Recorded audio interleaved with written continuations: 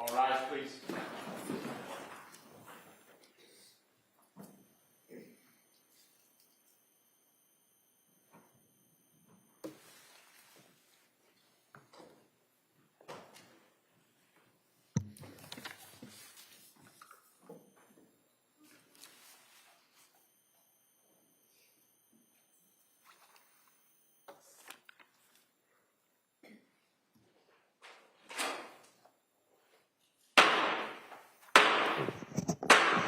Hey, all persons having anything to do before the Honorable William Sullivan, Justice of the Superior Court, now sitting in Plymouth, within and for the Commonwealth of Massachusetts. This court is now in session. Please be seated. Good morning, Your Honor. May I proceed? Please. Your Honor, before the court today, we have the continuation of the jury trial in the matter of Commonwealth versus Lindsay Clancy. Ms. Clancy is present. She is represented by Attorney Kevin Reddington.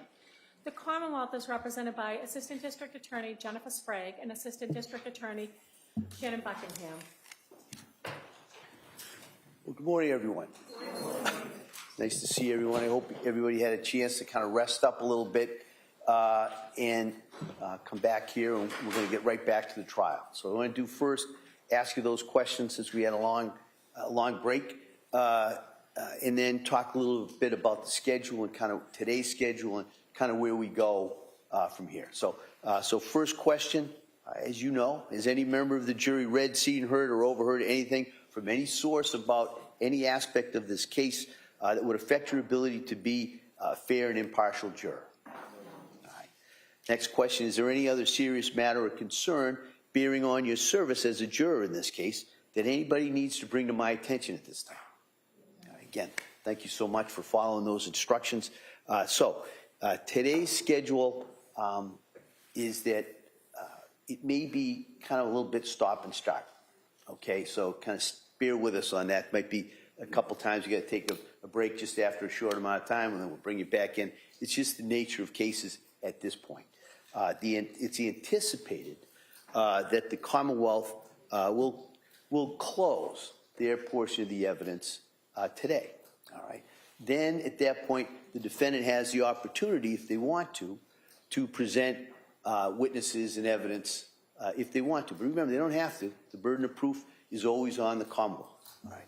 If the defendant offers evidence, then the Commonwealth is then given the opportunity to offer rebuttal evidence.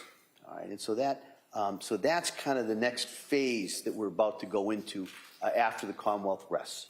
And I'll go into a little bit more kind of how that goes, but I just kind of wanted you to kind of see where we are and where everything's going to fit procedurally as we go forward from here. So with that, we're going to return to the Commonwealth's case, and Attorney Sprague. Thank you, Your Honor. Commonwealth calls Ian Whiffen.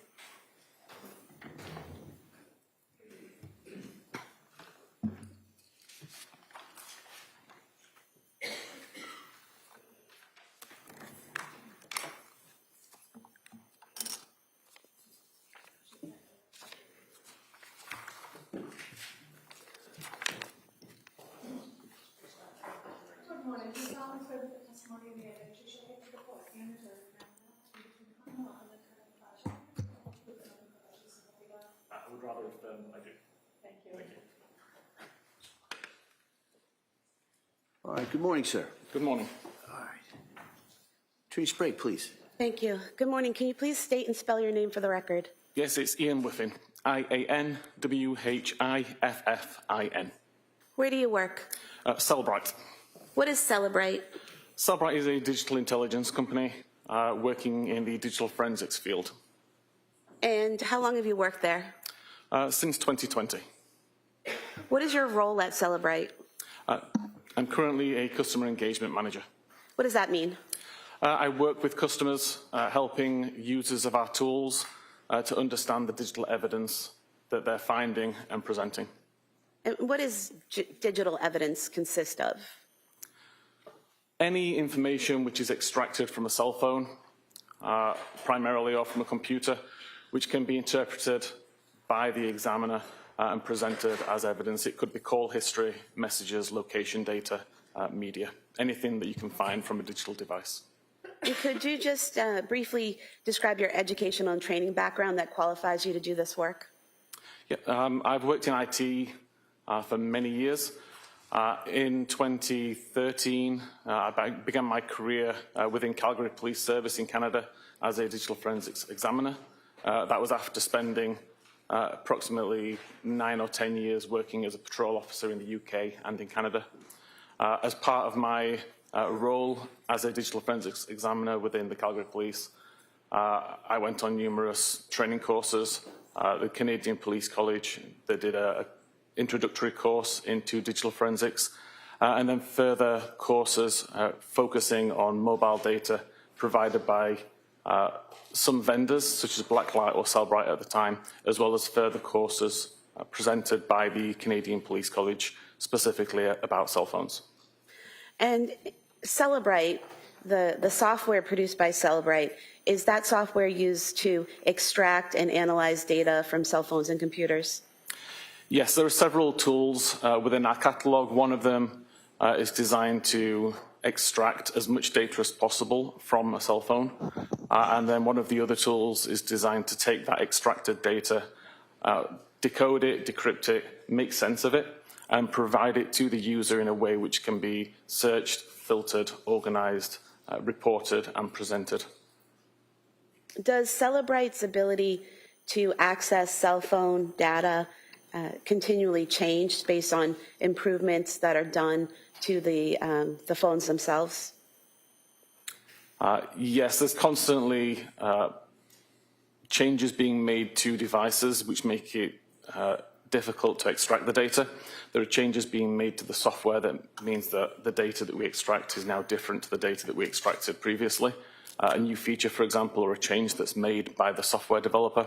So we're constantly changing our software to be able to extract that data and to decode more data. Were you asked to locate Apple Health data and other information that could be relevant to the investigation of an incident that occurred at 47 Summer Street in Duxbury on January 24th, 2023? I was, yes.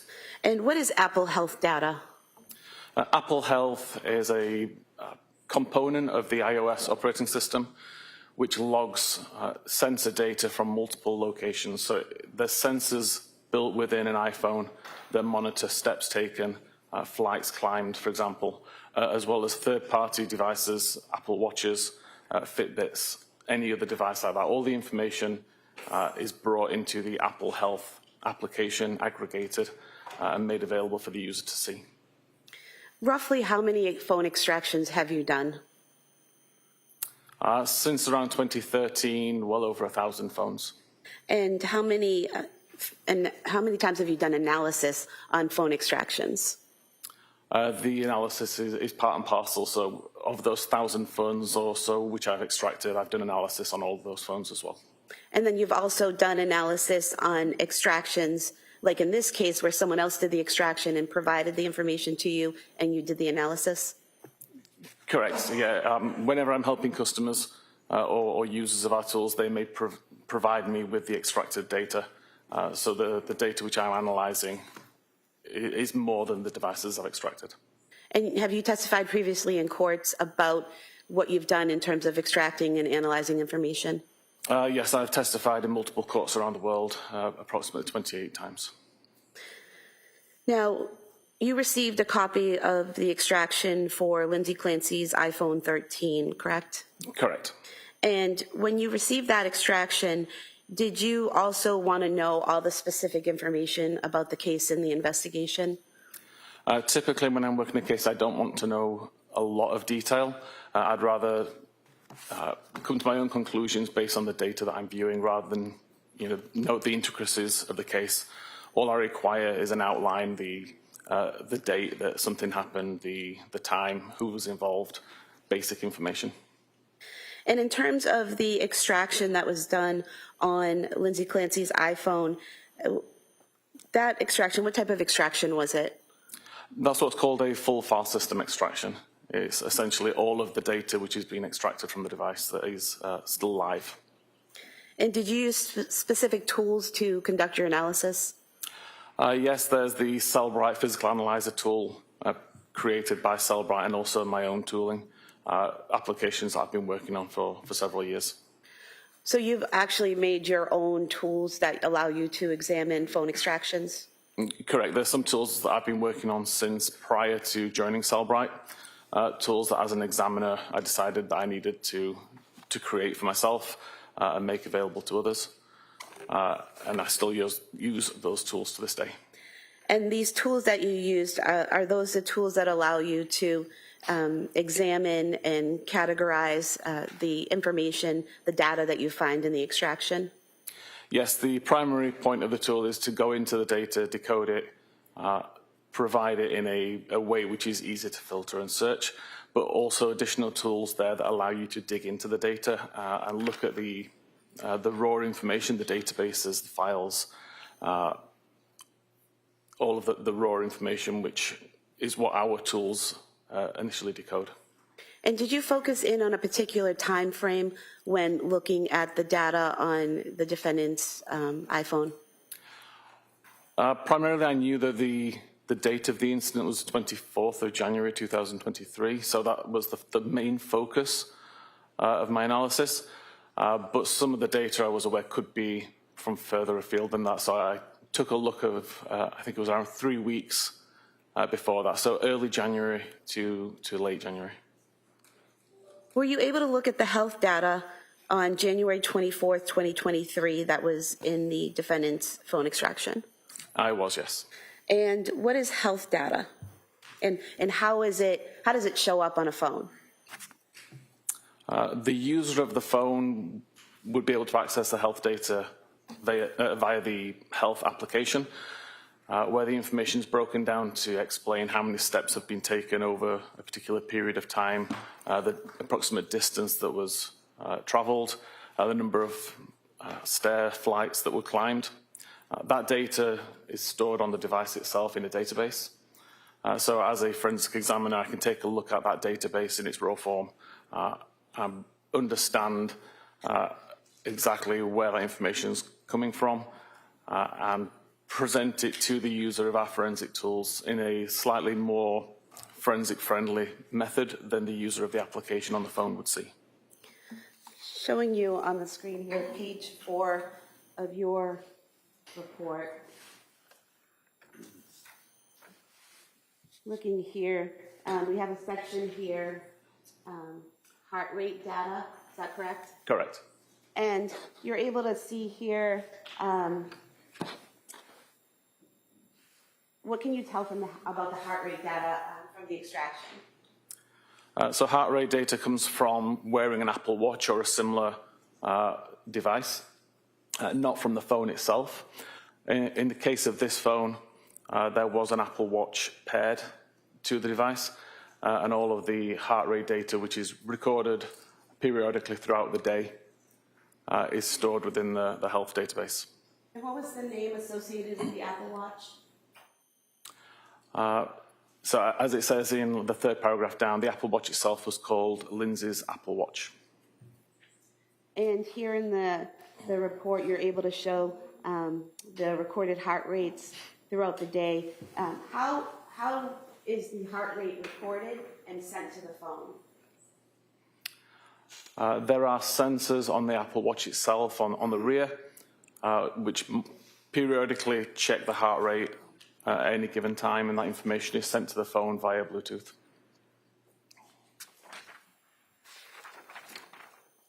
And are you aware of how often an iWatch will record the data and report it to an iPhone? The actual cadence at which the watch is checking would depend on what the user's doing. So if you were in the middle of a workout, it would be a lot more consistent than just periodically throughout the day. And I actually don't know how often it is throughout the day. If you're not doing any particular workout, there doesn't seem to be a set cadence. Every device I've looked at, it's slightly different. I'm showing you page 5 of your report, this database of the heart rates. For example, on several locations, there'll be a heart rate report, maybe a few seconds in between them, and others there's 7 or 8 minutes in between the heart rate report. Is that what you're talking about, how it varies depending on what you're doing at that point in time? Yes, this is typical from what you see when you look at the database. The timestamps are never consistently at a recognizable cadence. And the highlights in green, what do those represent? So I actually tried to just highlight some of the high points for the day. I realized a few days ago while reviewing this, there was records there that show a high of 123 and 122, which I had not highlighted. And that's right there, right below, right Correct. around 1146. Yes. And what was the last time a heart rate was reported from the watch to the defendant's phone? So the last heart rate recorded was at 17:23:52, so 23 minutes past 5 in the afternoon, with a heart rate of 57 beats per minute. What was the average heart rate for the day for the defendant's phone? There was a range of heart rates going between as low as, I believe, around 50 and as high as around 122. On average, it was around high 80s, early 90s. And so at 5:23 p.m., the last recording of her heart rate was 57? Correct.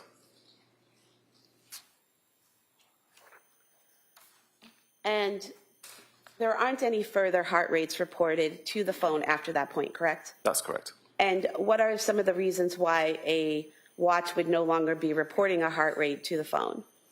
If the watch was taken off, if the watch was turned off, If the battery died? the battery was dead, yes.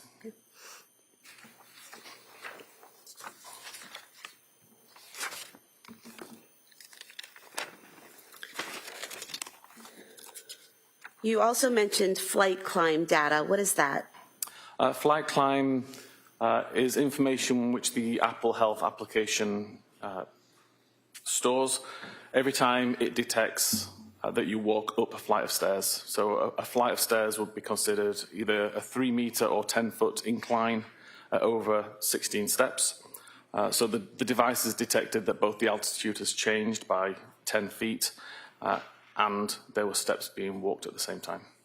So there's two factors being considered there. The steps that your watch monitors as you walk, and then the altitude. Is that correct? That's correct. And what is it? Is it GPS or something that's keeping track of your altitude? The altitude is being monitored by a barometer or an altimeter, which is inside the device, just measuring for differences in air pressure. And this information, the flight climb data, can that be monitored by both a watch and your phone if you have it on you? It is. Both devices have got the barometers built in. Both devices can monitor flight climb events. Can anything simulate or kind of fake out the watch or the phone into thinking that a flight of stairs is being climbed when it's not? There are some circumstances where that can happen. They're typically quite rare, but it can happen. Is an example of that being in a car and going up a hill? Correct, yes. If there is movement which the device can mistake for steps at the same time as the incline is being driven, then that could accidentally record a flight climb. But if a person's not in a car and is in their home, then it would be flights climbed, not hills being driven, correct? Correct. If the person is in a house and there are flight climbs being recorded, then the only rational explanation is that the person was climbing stairs. How is the data in terms of flight climb data, how is that data displayed? Or in the health data itself? Within the application or within the forensic tool? Within the forensic tool. Okay. So within the forensic tool, we break down, or within Physical Analyzer, we break down the health data into hour segments. So for an hour, we may say that there are 3 flight climbs. And then it's up to the user to dig in a little further. They can select that 1 hour and then see how that activity breaks down over the hour. So you would see that there were 2 flight climbs that occurred at 10 minutes after the hour, and then another flight climb occurred later on. So showing you page 6 of your report here.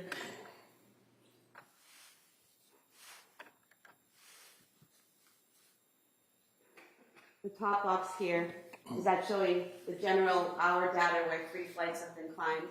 Correct. So in this case, the user is looking at a time period between 10 a.m. and 11 a.m. And the health data that's been pulled from the database has been aggregated. And it tells you that there's 98 samples being considered. The maximum heart rate during that hour-long period was 108. The distance traveled was approximately 759 meters. And there were 5 flights climbed within that hour. And then below that, you break that down a little further, correct? Correct. So this is further down the screen in the interface, where we can see actual time of 10:17:27, where there's 2 flights climbed. And again, another record at 10:17:28, where there were 2 flights climbed, and then a further flight climb at 10:49. And then going down to the bottom here, this table, what are we seeing here in this table? So you may have realized in the slide above where there was 2 flight climbs at 17 seconds past and 2 flight climbs at 18 seconds past. That's an unrealistic measurement. It's because one of those measurements comes from the phone and one comes from the watch. This table breaks it down to say which of these records came from the watch and which came from the phone, because there are some which overlap. So what you're saying is the prior table showed the 4 flights of stairs being climbed at the same time within seconds, which isn't rational. But this breaks it down to show some of that data is coming from the watch and some of it is coming from the phone, correct? Correct. So if we look at records 4 and 5 here, for example, we can see a start time of 10:17:27 and an end time of 10:27:06, where the watch recorded 2 flight climbs. And then 1 second later, a start time, and 2 seconds later for the end time, we see the watch also detected 2 flight climbs. This is just the same 2 flight climb events that happened, but both devices recorded those flight climbs with slightly different timestamps. And that will happen if I'm wearing my watch and I have my phone in my pocket and I go up the stairs? That's correct.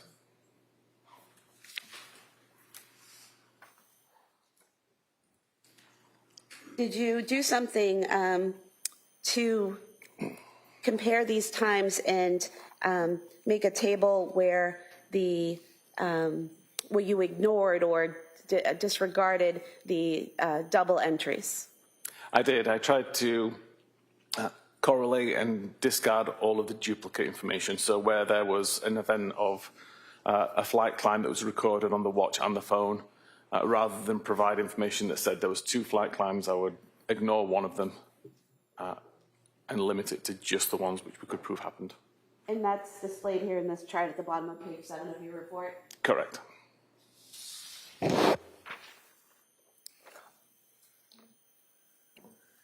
Going to page 8 of your report, we have here at the top of page 8, does that show the last flight climbs recorded on either the defendant's phone or watch? It does. It shows that there was additional flight climb events logged by the phone, which were not logged by the watch, at 17:03 and 17:33. So these records indicate that at 5:03 p.m., the defendant's iPhone was with the person as it went up the stairs, and then at 5:33 p.m., the iPhone was with the person as it went up the 2 flights of stairs. Correct. And there's a time difference there. The start time is 5:33 p.m. and the end time is 5:38 p.m. For 2 flights of stairs. So that's roughly 5 minutes in between the two flights.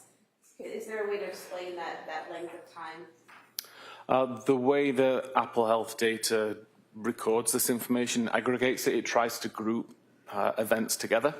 So in this case, it would have recognized that there was a flight climb on the phone at around 17:33:34 and a second one at around 17:38:33, and it just grouped them both into one event. It doesn't mean that it took 5 minutes to walk up 2 flights of stairs. It's just within that 5-minute period, there were 2 flight climbs.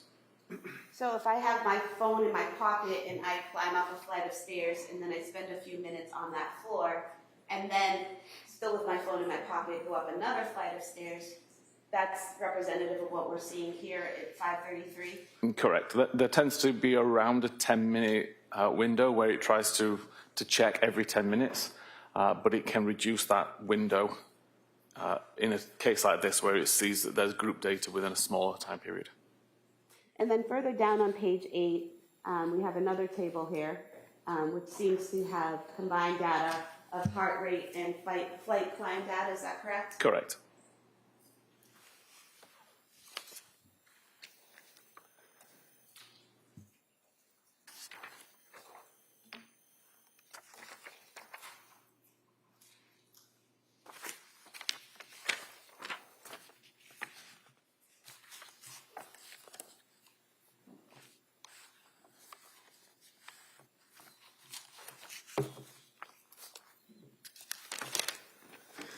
Did you also look at web usage on the extraction of the defendant's phone?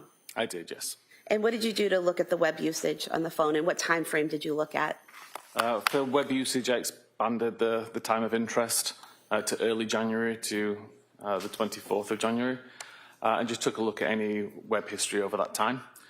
There was over 1,300 records recovered.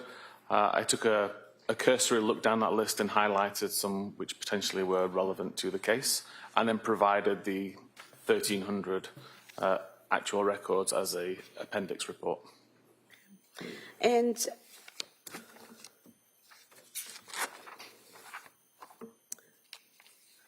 going to page 12 of your report,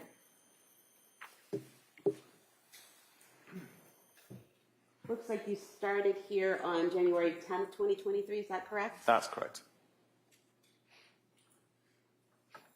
And basically here you list various searches that occurred on each day between January 10th and January 24th from the extraction, is that correct? That's correct. Broken down by day with the time of the search, the website that was visited, the title of the web page, and then the identifier in the database.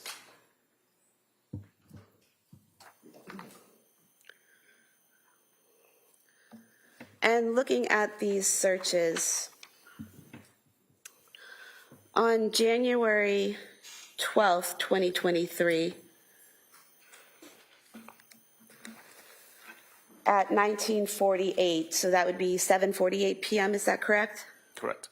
There was a search. In the title it says, "How quickly does Wellbutrin work for depression?" Is that the title? Is that what the user is putting into the search? If I could see the search, please. I'll zoom in on that.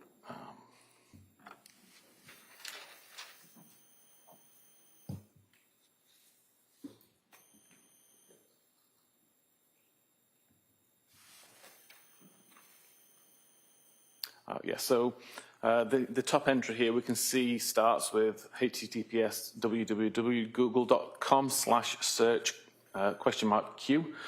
The text after the Q, how quickly does Wellbutrin work, is what the user searched.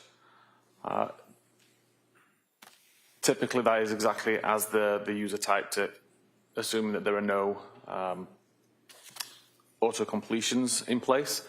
In this particular case, it appears it was searched using Safari, so there's no auto-completion. That is essentially what the user typed in. And then the title, how quickly does Wellbutrin, I can't say that word, I'm afraid. Wellbutrin, thank you.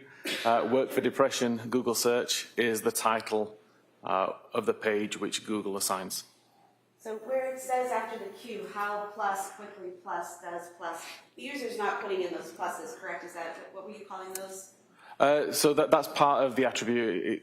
It's how the data is encoded in a URL or in a web search. You can't have spaces within this address string, so they replace the spaces with the plus symbol. So I type in how quickly does, and the computer adds the pluses in the space marks? Yes, it's URL encoding to make it safe for the browser. And then at 7:49, there's a search for Lamictal for depression. Yes, and depression spelled with a B at the end instead of an N, which demonstrates that this is what the user typed in rather than a page that was being visited. And then a few minutes later at 7:55 p.m., the user typed in Ellaville for depression, correct? Correct.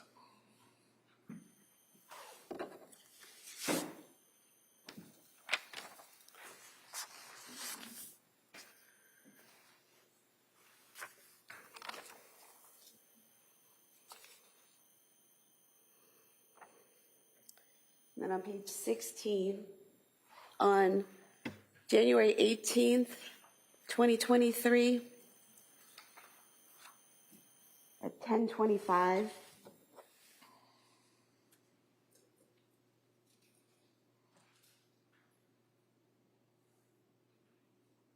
we have a search there, ketamine for suicidal ideation, is that correct? Correct. And again, that's the user typing that in? Yeah, again, those words were typed in by the user.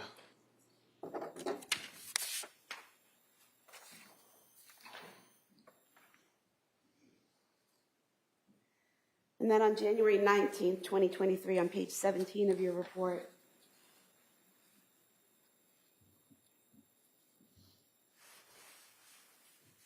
we have symptoms of postpartum psychosis searched on January 19th. Correct.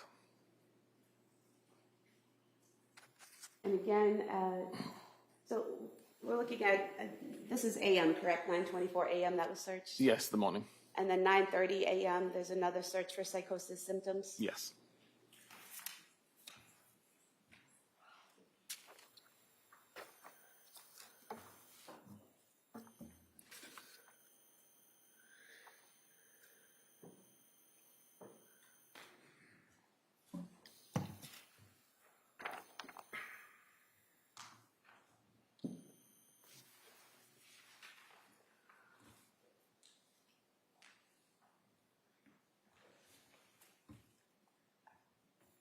Going back to that same page, page 17, at the bottom for January 24th, we have here searches for Kids Miralax at 4:02 p.m. and Takeout 3V at 4:13 p.m. Is that correct? That's correct. And then CVS Pharmacy at 4:47 p.m. Correct? Correct.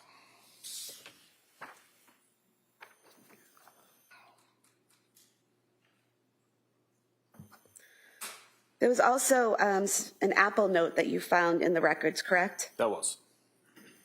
The Apple note, in your report it says it was created on December 22nd, 2022 at 10:23 a.m. Strike that, and then modified at 10:23 a.m. on January 23rd, 2023, correct? Correct. And are you able to tell what in the note was modified? No, there's no real auditable log to look back and see how many times it's been modified over the course of its life. I was able to do some amount of recovery to see that on the day it was created, it started in a very similar way to as it's written on the 24th or 23rd of January, but the exact changes between when it first was created and the last time it was modified, we don't know. And then you also looked at messages, correct? Correct.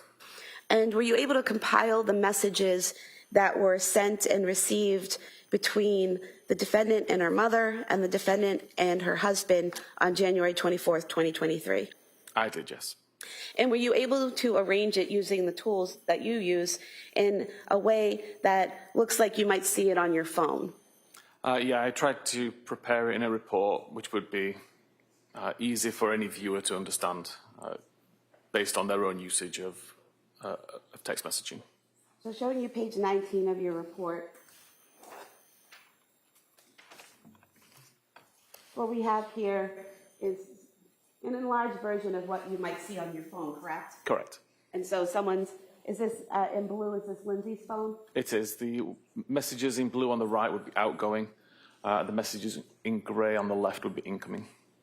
And so we have a photo being sent out from Lindsay's phone to her mother, and then a reply coming back, and that pattern goes on and on, correct? Correct.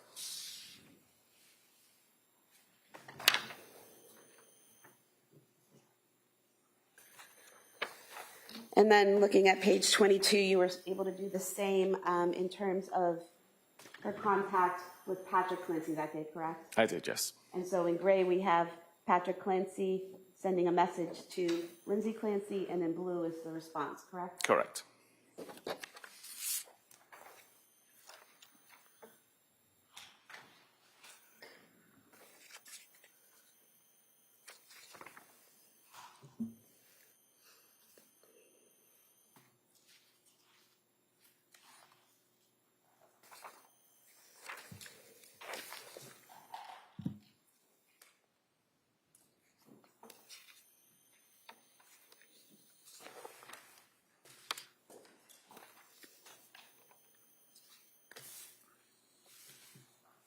Were you, were you also able to look at the phone calls that occurred either incoming or outgoing to the defendant's phone on January 24th, 2023? I did, yes.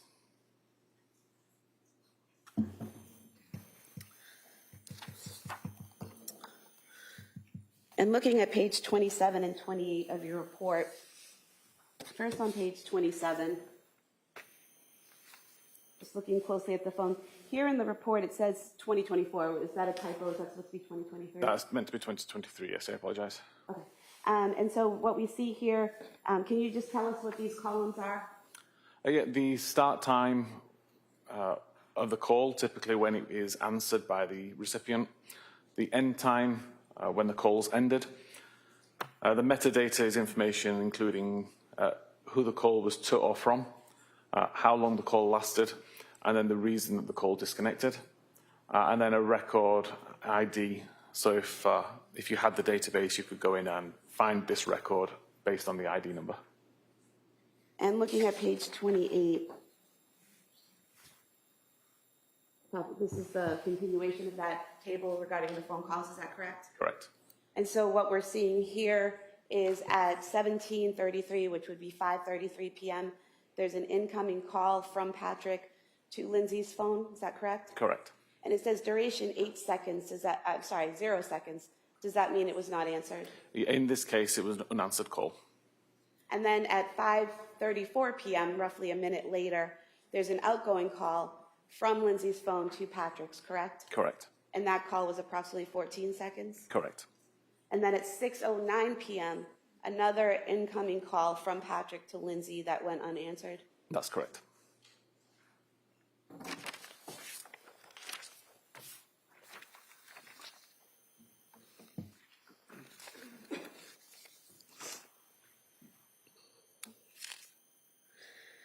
Now, you also, in a section you called media, you have some photographs that were taken from the phone with some metadata included, correct? Correct. What is metadata?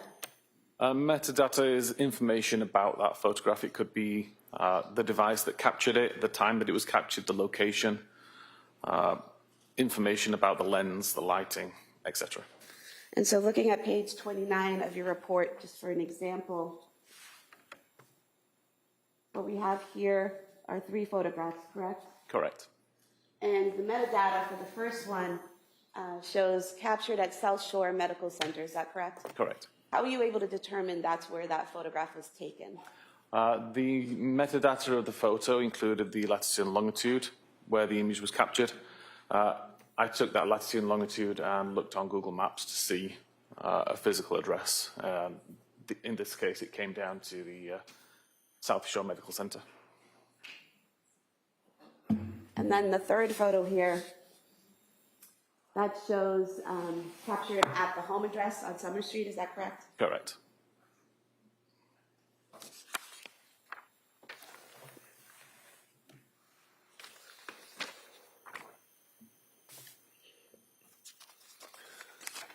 And then you looked at device usage. What is device usage? Device usage would relate to how the user is operating the device. So when they have it unlocked, locked, what applications being used at any particular time. Essentially anything which is not a message or a phone call or results in additional data like that. I'm looking at page 32 of your report.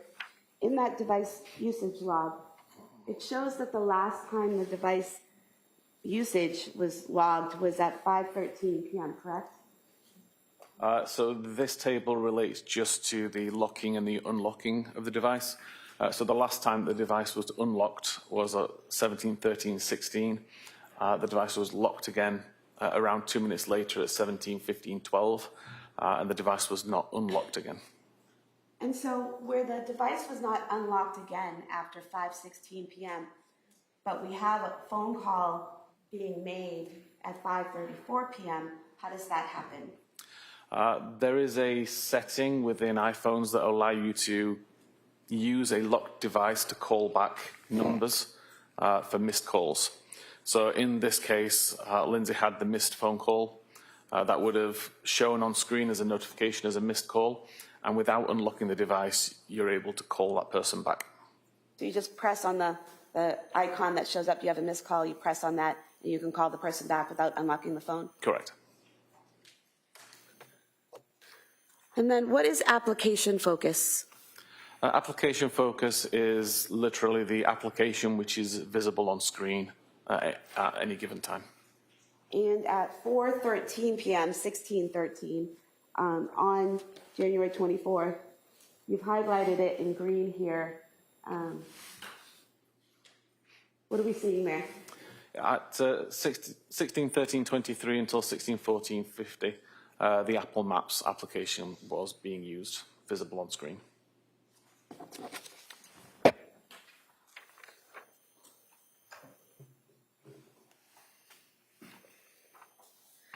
Is it then used again at 5:13 and 5:14 p.m.? Or is that a different application? So at 5:13 until 5:14, it was mobile Safari, so the mobile version of Safari, the internet browser, was on screen. And at 17:14:47 until 17:15:08, it was the mobile SMS or messaging application, which was on screen. So do you just look at the part that's in parentheses to see what application was open or being used at the time? Correct. What application was on screen at the time? So for example, where it says 17:34, which would be 5:34 p.m., and in parentheses is in-call service, does that represent a phone call? It does. That's the screen that indicates you're in a phone call. And staying with the same page, page 34, you've made some notes here. Let's go out a little bit. Regarding Apple Maps, Safari, and messaging. So can you just explain what you pulled from the data for Apple Maps? Yeah, Apple Maps was used to plan a route from the user's current location, the home address, to a restaurant called 3V. And that was at 4:13 p.m.? It was. And then in terms of Safari, you have the last unlock at 5:13 p.m.? Yes, so the last unlock of the device was used for the purposes of viewing Safari, where PDLX was searched using Google. And then in terms of messaging, what did you pull from the data there? At the same time, or in that same device usage, so the device was unlocked, Safari was used to search PDLX, and then the messaging application was opened to send a message to Patrick saying PDLX liquid stool softener.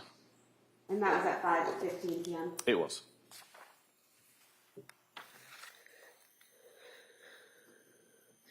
And then did you create a timeline combining all the data that we've talked about into one timeline? I did, yes.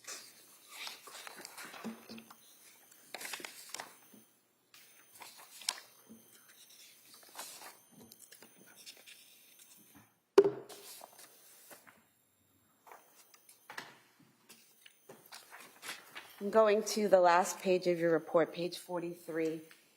Is this the last page of the timeline? It is, yes.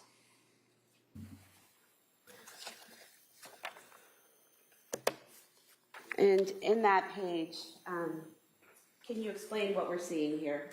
Yes, so the very first column is the timestamp. The next few columns, which show typically coloured, is related to the activity, which will become a little bit clearer in a moment. The row or the column in the centre explains what the record is. So if, for example, we look at the 17-13-16 record, we can see a U, which means the device was unlocked in pink. That unlock event lasted until 17-15-12. So hence that entire column is in pink and shows the relevant lock event. So here we have 513 device unlock, Yes. 515 device lock, and there's this column connecting them, correct? Correct. And then any activity that happened during that unlock time is then shown within the rows between. So again, we see Safari open at 17-13-16. Safari was closed at 17-14-47. Messaging was opened at 17-14-47. While messages were open, there was an outgoing message sent for PDLX. Then messaging was closed. Messaging was opened again, and messaging was closed prior to the device locking. So everything in the coloured columns tries to show all of the events that happened at the same time or during that parent event. And what we have here at 5:33 p.m., we have the flight climb started, is that correct? Correct. And flight climb ended at 5:38, so Yes. that line again connecting them? Correct. So 2 flight climbs occurred during that time period. And in between when the flight climb started and the flight climb ended, you have the 2 calls, the incoming call that was missed from Patrick and then the outgoing call to Patrick, correct? Correct. So the first flight climbed had already been started. Someone had already started climbing up a flight of stairs when that first unanswered call happened, correct? So flight climb started is how it's listed within the database and within the software. But it actually, the flight climb time is when the flight climb has been recognized by the device as the device has already climbed up those stairs. So even though it says flight climb started, that's technically the time that the flight climb or the first flight climb had ended. So where it says 5:33:34 flight climb started, that actually indicates the person has gone up that first flight of stairs already. Yes, that indicates the phone has now realized I'm 3 meters higher than I was the last time I checked. Therefore, a flight climb has already been completed at that point. And then the calls happen, and then the phone realizes at 5:38 that another flight has been climbed. Correct.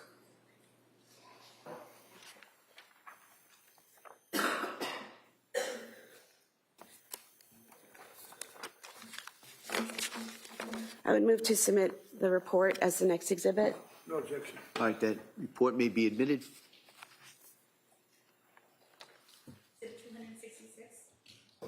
I have nothing further. All right. All right, so members of the jury, remember I said it might be a little stop and start here today. This is one of those stops. All right, so we're going to take a short break, and then we'll come right back and we'll return for the cross-examination of this witness. Okay? All rise, please, Your Excellency.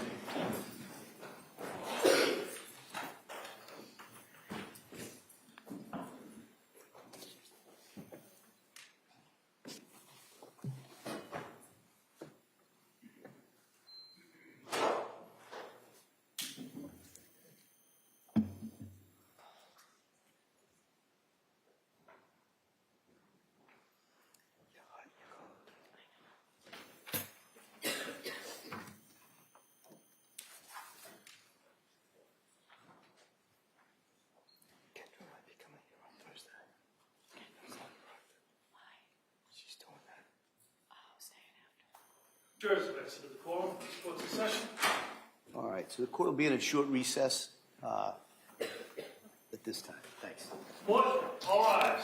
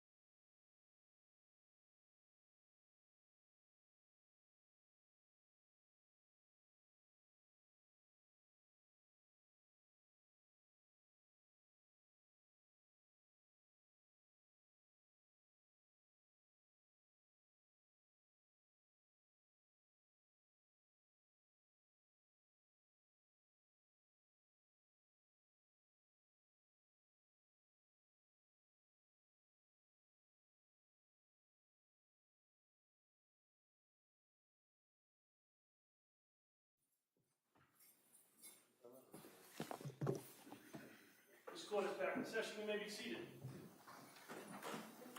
Yeah. Counsel, we ready for the jury? Yes. All right. Yeah.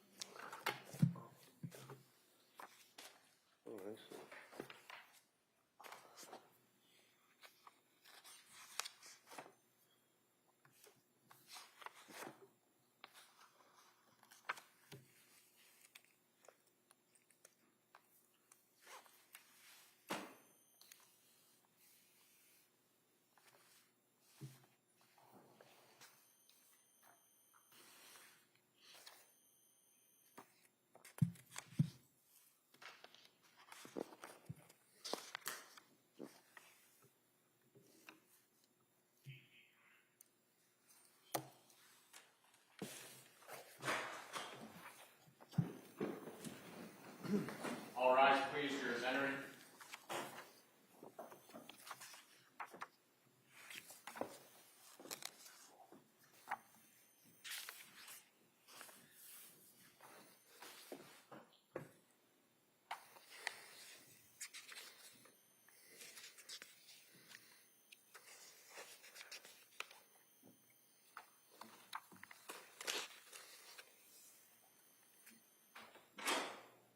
Court is back in session. You may be seated.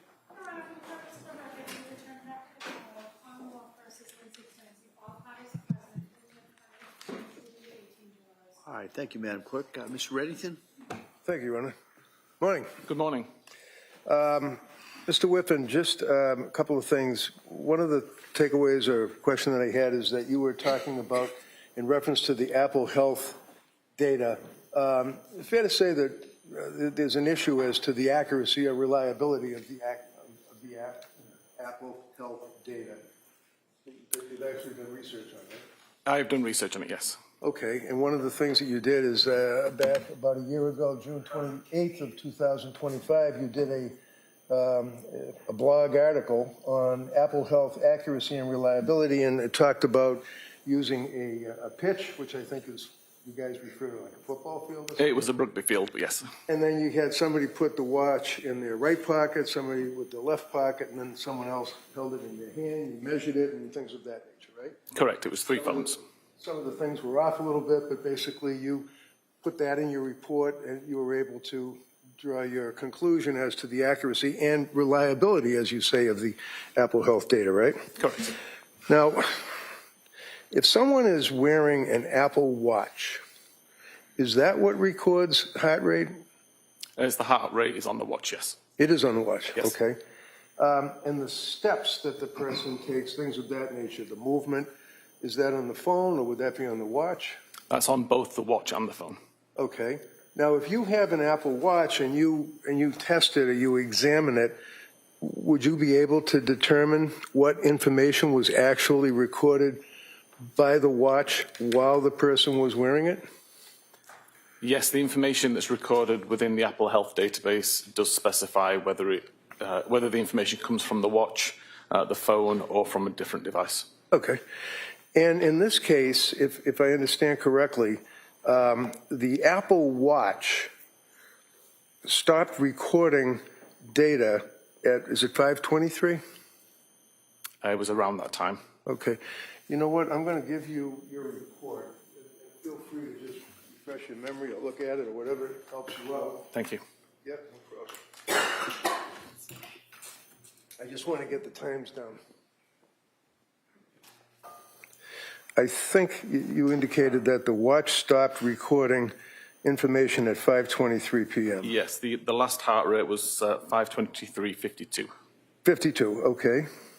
5:23 and 52 seconds.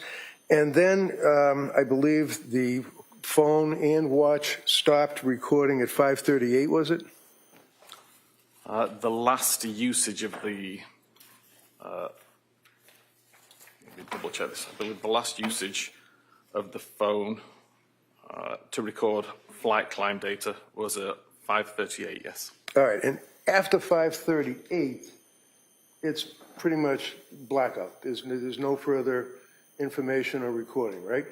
Yes, not until like the phone was seized by police, I believe. By the but police. There's other activity, but appeared to be after the incident. So the further activity would have been the following morning on the 25th of January, say around 5:30, 6 o'clock in the morning? I ended my analysis on the 24th. Okay. Well, so 5:23 p.m., the watch stops recording information. 5:38 p.m., both the watch and the phone stopped recording any information until the police picked up the phone apparently the following day, right? Again, there would have been activity later on, but it wasn't usage, it wasn't health data. It would have been things like incoming calls, if Okay, there so were any. when you went through the stair climbing and talked about the steps that were taken, the distance that was taken, that stopped at 5:38 p.m., right? Correct. Now, you don't know, when I say you, I mean as a witness, but also the police, whoever was wearing the watch, for example, if Lindsay's wearing the watch or carrying the phone, after 5:38, you don't know what was happening at 5:39. Correct. You don't know what was happening at 5:40, 5:45, right? Correct. Right up till 5:58, 6 o'clock p.m., right? Purely the data on the device. So it could have been, the phone could have been put down, the watch could have been put down, battery died, whatever those issues could be, and the person would still be going down the stairs, going up the stairs, going in the backyard, doing push-ups, whatever. Correct. You just don't know, right? Yes. Okay. One of the things, you're familiar with the concept of location data, right? Correct. And location data, one of the things you looked at or you're aware of would be from Lindsay's phone on August 23rd of 2022. Is that correct? Apologies, August 23rd, 2022? Yeah. I didn't go back Okay. anywhere near that date. You have tested and written blogs, though, on location information, right? Correct. You actually testified in the case of Commonwealth versus Victor Arrington in Suffolk Superior Court in Boston in support of the accuracy of this particular artifact or information, right? Correct. So you're a true believer that the phone does in fact record accurately significant locations on the iPhone, right? It certainly can, yes. All right. And are you aware, or if I was to approach you in your expertise,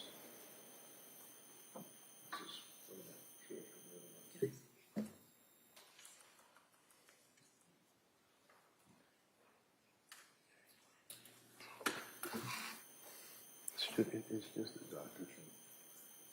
That's all. You were talking earlier about latitude, longitude, things of that nature, right? Yes. So just to, you're familiar with, for example, significant location visits on Lindsay's phone, August 23rd, 2022 at 9:34. Do you know what that says or what that means? The created time Yeah. of 9:34. That'd be when the device decided that the device had visited this location enough to consider it a visit. Okay. Do you know what that location is? If I suggest to you it's a doctor's office, would you be aware of that? I don't recognize it from the coordinates. Okay. Thank you.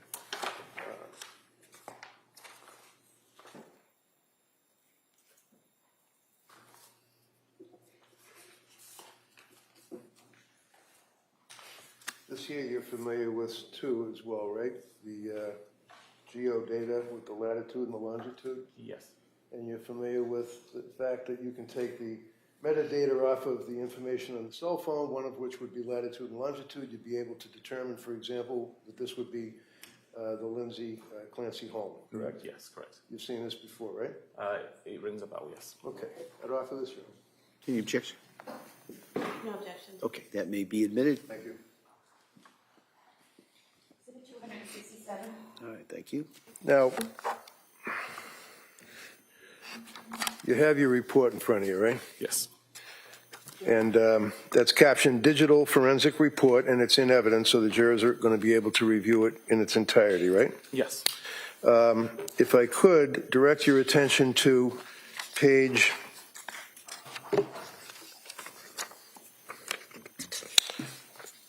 11, I believe. Yeah, page 11.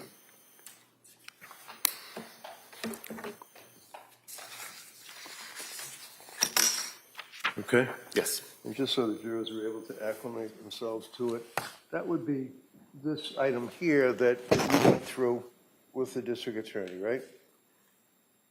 As far as the searches, Google searches? I have a different page 11. Different page? That looks like this page 12. Oh, okay. Well, let me approach you with what is your digital forensic report, report number 1? Yes. Yeah, okay. Is this the same? So this is a revision. A revision? The revision submitted in February that just had a different record highlighted. Yeah, okay, so basically there's no big deal difference, right? Correct. Okay, so we can go by, you have the revised and I have the old. Can you look at January 10th on the Google search, for example? I can. You have it? Yes, sir. So looking at January 10th of 2023, just read along with me, and the jurors again would be able to look at this in the jury room. Prescription information at, it says 14:55. What does that mean? 12:14 in the morning? 14 a.m., yes. All right. And then 19:11, which would be at 7:11 in the morning? 7:11 p.m. Oh, PM, okay. Trazodone and Benadryl goes on about an hour later. Trazodone headache, Google search, goes on. Trazodone and ibuprofen goes on. Trazodone and Tylenol goes on to 2032, which would be 8:32 p.m. Trazodone and Tylenol interactions, right? Correct. Fair to say that these are things that Lindsay Googled on her cell phone. That's what this document refers to, right? Somebody used this cell phone to Google it, yes. Oh, you don't know who was actually using it, but this is Exactly. Lindsay's cell phone. Yes. You're aware of that. If we jump ahead, looking at all of these various Google searches, follow with me on, let's say, randomly, let's say, page 13, 1948, which would be 17:48 p.m., I guess. You with me on that? Yes, 1948? Yeah. Yes. How quickly does Wellbutrin work for depression? That's what was Googled, right? Correct. Followed by Lamictal for depression, Elavil for depression, how to tell if you're sleep deprived, ketamine for suicidal ideation, right? Correct. These are all searches that were done on Lindsay's cell phone. On that particular date, chronologically, would have been the 12th of January, right? Correct. Now, without boring everybody, it goes on and on and on with searches along those lines. Suicidal ideation, drugs, trazodone, mixtures, things of that nature, right? It does. Page 17, if you have it, would be the Apple Note counsel asked you about. Yes. Okay. Now, if I suggest to you, sir, that this is the Apple Note, I believe a previous witness may have read this to the jury, so they will have this in the room to read. But basically, this is the note that says, I was the healthiest, happiest mom. I worked out every morning, meditated, took care of myself, and basically my life has turned to crap, right? Correct. So what was modified in this? If you know, because counsel asked you if there was modifications and things of that nature, and I'm just asking if you know, what was modified in it? Exactly at the moment, I don't have all of that in front of me. It's possible to see snippets going back over time. I do recall on the 22nd of December when this was created, it started with the same sentence. Yep. And there was a few essentially spelling differences as time went on. But as much as you can recover from the earlier versions of the note, it's a snippet. It's essentially two sentences, Basically and the rest of it is it's essentially the same note. Okay, thank you, sir. Going forward onto page 18, page 19, and 20, would you agree with me that, well, actually, in 21, They basically contain photographs that were sent from Lindsay's phone to, it looks like Patrick's phone. Would you agree with that? I believe the first few pages are sent to Mommy. Okay. And this basically is the, there we go. This is the snowman in the backyard being made, right? Correct. And then Lindsay's phone is sending the blue. Yes, the and blue gray messages would are be outgoing. what? The response? Yes. And can you tell me what the response is? The one on screen at the moment is the response sent from Mommy to Lindsay's phone saying that's a big roll of snow. I was wondering if you got enough for the kids to play in, and it's a pretty nice day too. Gives them something to do on a day without school. Okay. And then your report then goes on with additional photographs of the snowmen. There's a box of Cheerios apparently. And then there's a photograph of a young boy appearing to be very exuberant with his arms up in the air. And then there's the Lindsay phone responds with a picture of a little girl with a mask on, right? Correct. And this is a conversation with Patrick. Patrick, okay. So are you able to tell what Patrick said, if anything, when he sent the picture of the little boy with his arms up in the air? So at the very top of that message above the photograph, it says, got himself dressed. And that would be the message that was sent alongside the photograph. Okay. And then what was her response? Initially, it was just the photograph.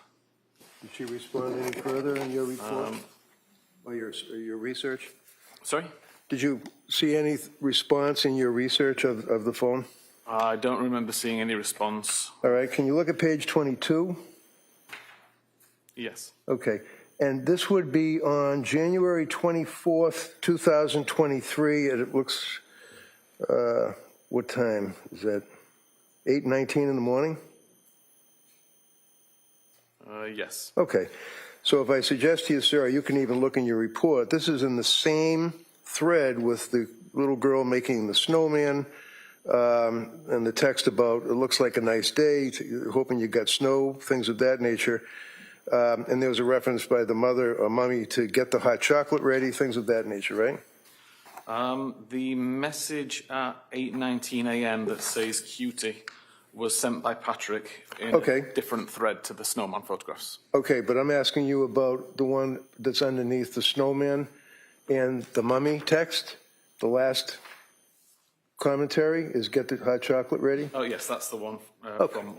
And that's from the mother, apparently, right? Correct. Or someone that is in the phone as mummy, right? And that was at 11:33 a.m. Now, if you look on page 22, we can get to what you were talking about. It looks like January 24th at 8:19 in the morning, cell phone number 781-375-8564. And what does that say? Cutie. And that, so just tell us, so is that Patrick's phone? Yes, that would be the phone stored as Patrick sending a message to Lindsay's phone. And how did Lindsay respond, or how did her phone respond? It appears that Lindsay reacted to an image with the love emoji. Like a little hat thing? Yes. And then what did Patrick say? Patrick asked, how's it going? What did she say? Good. And then did she say anything further? Yet she also responded, okay, her urine looked good, so nothing going wrong with her kidneys, a few. So that she indicates that her urine looked good, nothing going on with her kidneys, and then phew, like whew, you know, something like that, right? That's how I read this. P-H-E-W? Yeah. Yes. And then he said good, right? Yes. And then as you go forward, there's more pictures of the kids with the snowman, making the snowman. Patrick then says to her at 11, looks like 11:29, am I reading that right, in the morning? 11:29, 12. What does he say to her? You're a good mama. And does she respond? She responds with an emoji, which is the face covered in hearts. The face with the hearts? And then they go back and forth with each other up until getting the menu and asking what you want for takeout and things of that nature, right? Correct. Page 25, just in case you were looking. All right. Can you look at page 28 for me? And page 29, I can hold them up. Basically, they basically are just a continuation of photographs, little thumbnails of the kids doing snowman and sitting in the doctor's office, right? Correct. Okay.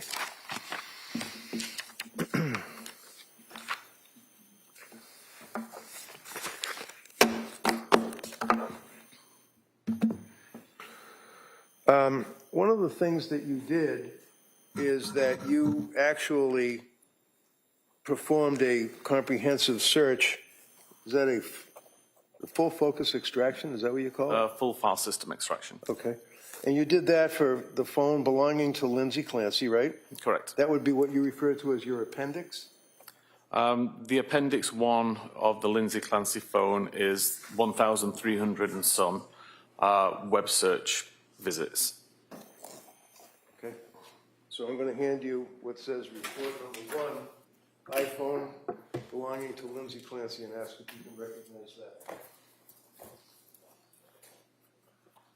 Yes, this appears to be the just the web history from Lindsay's phone. Okay, so that's pretty much if anybody cares to look at it, that's the entire web history, right? Correct. All right, I'd offer this, Your Honor. Any objection? No objection. All right, that may be admitted. 268? Then, Mr. Whiffen, you also had report number 4, which would be the digital report for Patrick Clancy's I did. computer. I'd offer that, Your Honor. Any objection? No objection. All right, that may be admitted as well. 269? All right, And thank then you. finally, report number 5 says Surface Pro laptop belonging to Patrick Clancy. Yes. So this would be your search of his laptop as well, correct? Correct. I'd offer this. No objection. All right, that may be admitted. 200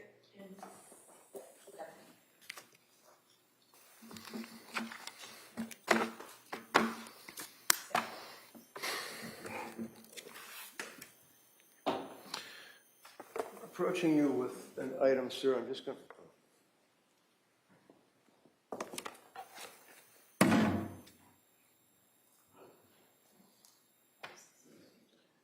Well, I'm just going to answer it. I'm not going to do it.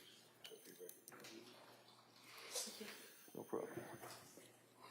This says extraction report, Apple iPhone. You recognize that?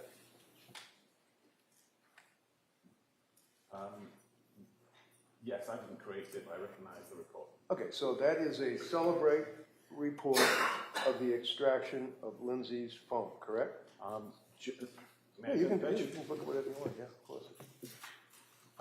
Yes, this is a report generated by Physical Analyzer, a solve-right tool of the device. Okay.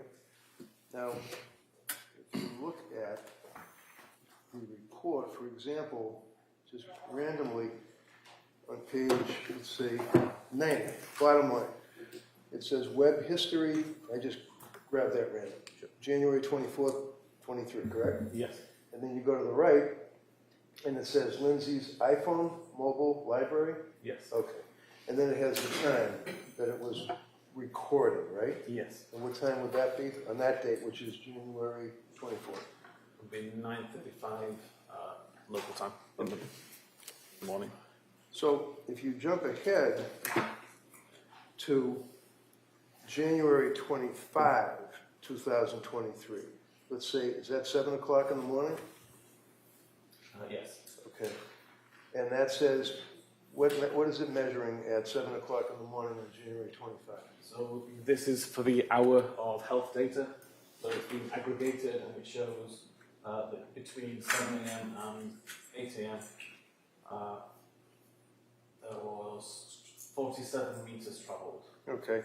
And then it goes on and it talks about, again, 7 o'clock in some seconds, it talks about 134 distance traveled. Yes. Okay. And, for example, January 25 at 8 o'clock in the morning, it talks about distance traveled, steps counted, and distance would be 47 Yes. meters or feet. Meters. Okay. So is that information that is coming off of the cell phone, the Apple Watch, or what? That's coming from the watch and the phone and being displayed as So one amount of information. It's coming from the watch, right? The way that the data is presented there, it's coming from the watch or the phone. Okay, and the data's coming from Celebrate, right? Correct. And Celebrate is God's gift to cell phone searches, right? I like to think so. I mean, you work for them, and you're also a guy that created all of this stuff for them, pretty much, right? I've created some other tools, yes. If I tell you, sir, that January 25 at 8 o'clock in the morning, Lindsay Clancy was in a coma, laying in a bed with tubes coming out of her body and certainly not wearing her Apple Watch. How did that happen? Based purely on the report there, I'd suggest the data came from the phone rather than the watch. As I just told you about the watch. Did you ever look at this watch? No, we can't actually pull data directly from the watch. We pull it from the phone. How do you look at a watch? We extract the data from the phone, which is synchronized to the from the watch to the phone. Okay, so I'm handing you, is that an Apple Watch? It appears to be, yes. Okay. And if I suggest to you that this was found a number of days later in Lindsay's bedroom in a drawer that the police never seized, have you ever seen this before? I've never seen this before, no. How long have you been working on this case for the government? I started looking at this case in November last year. Okay, thank you. That's all I have, Judge.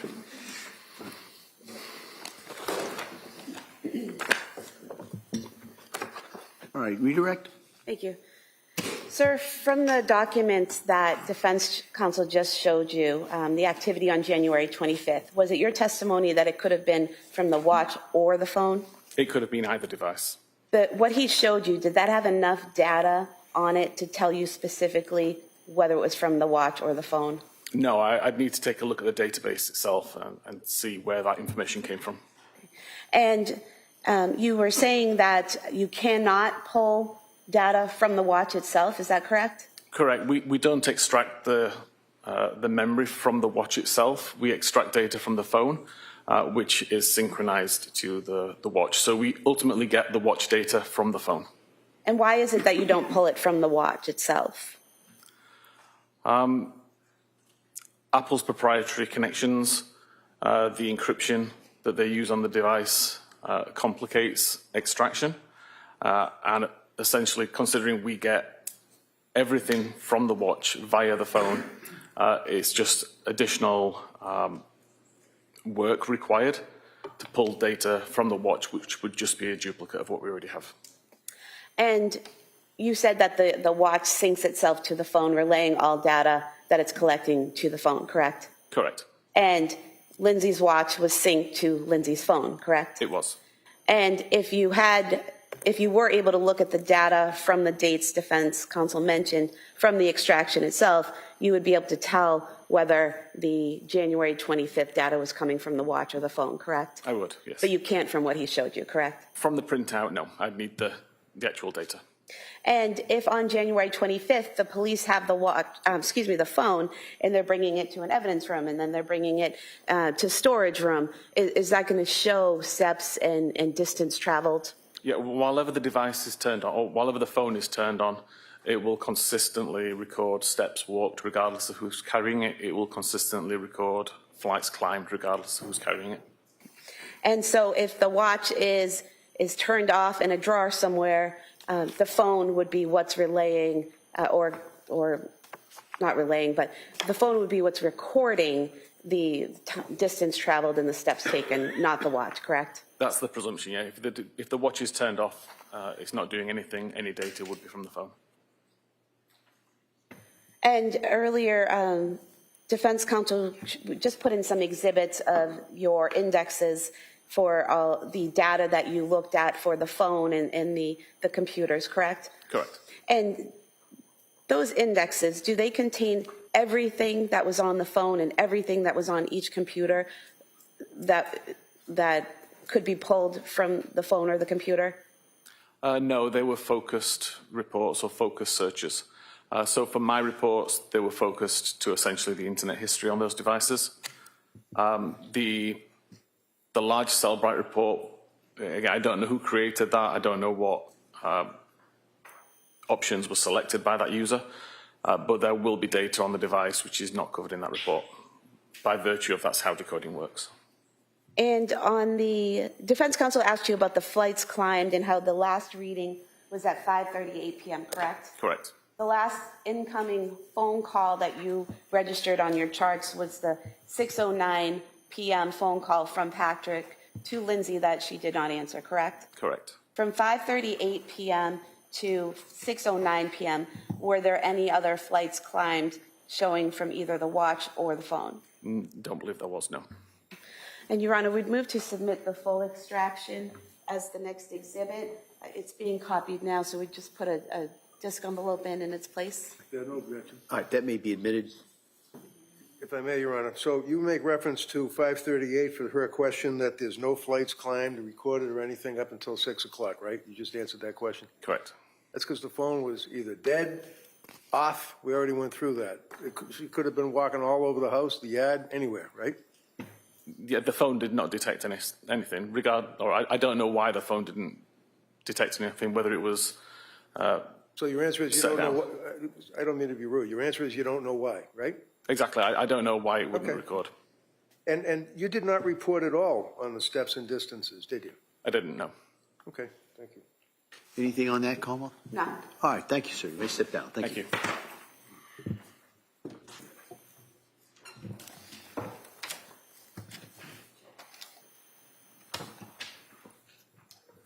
Como Press. Oh, I'm sorry, Your Honor, there are some exhibits. I'm sick. I believe they're by agreement, Yeah, they were by agreement. All right, and then we would rest. all right. We have the two Sperry Hospital records, 2 discs. 272A, B. Mass General Institute Health Professions transcript. Exhibit 273. Put a PIAC transcript. What was that? Put a PIAC transcript. 74.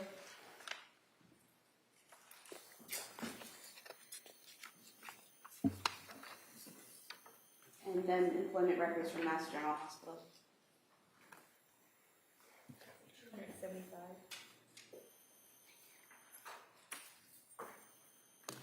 We rest.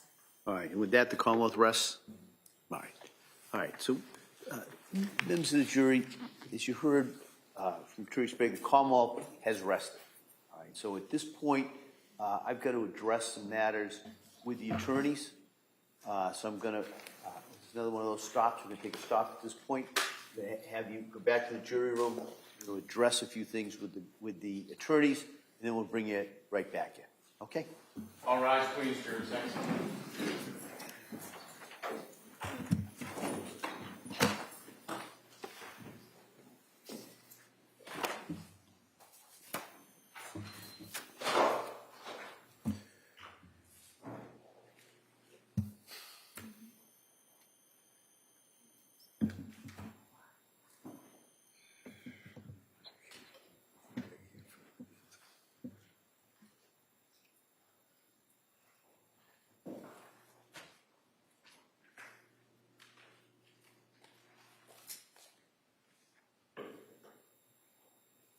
Jurors have exited the courtroom. This court's in session. Please be seated.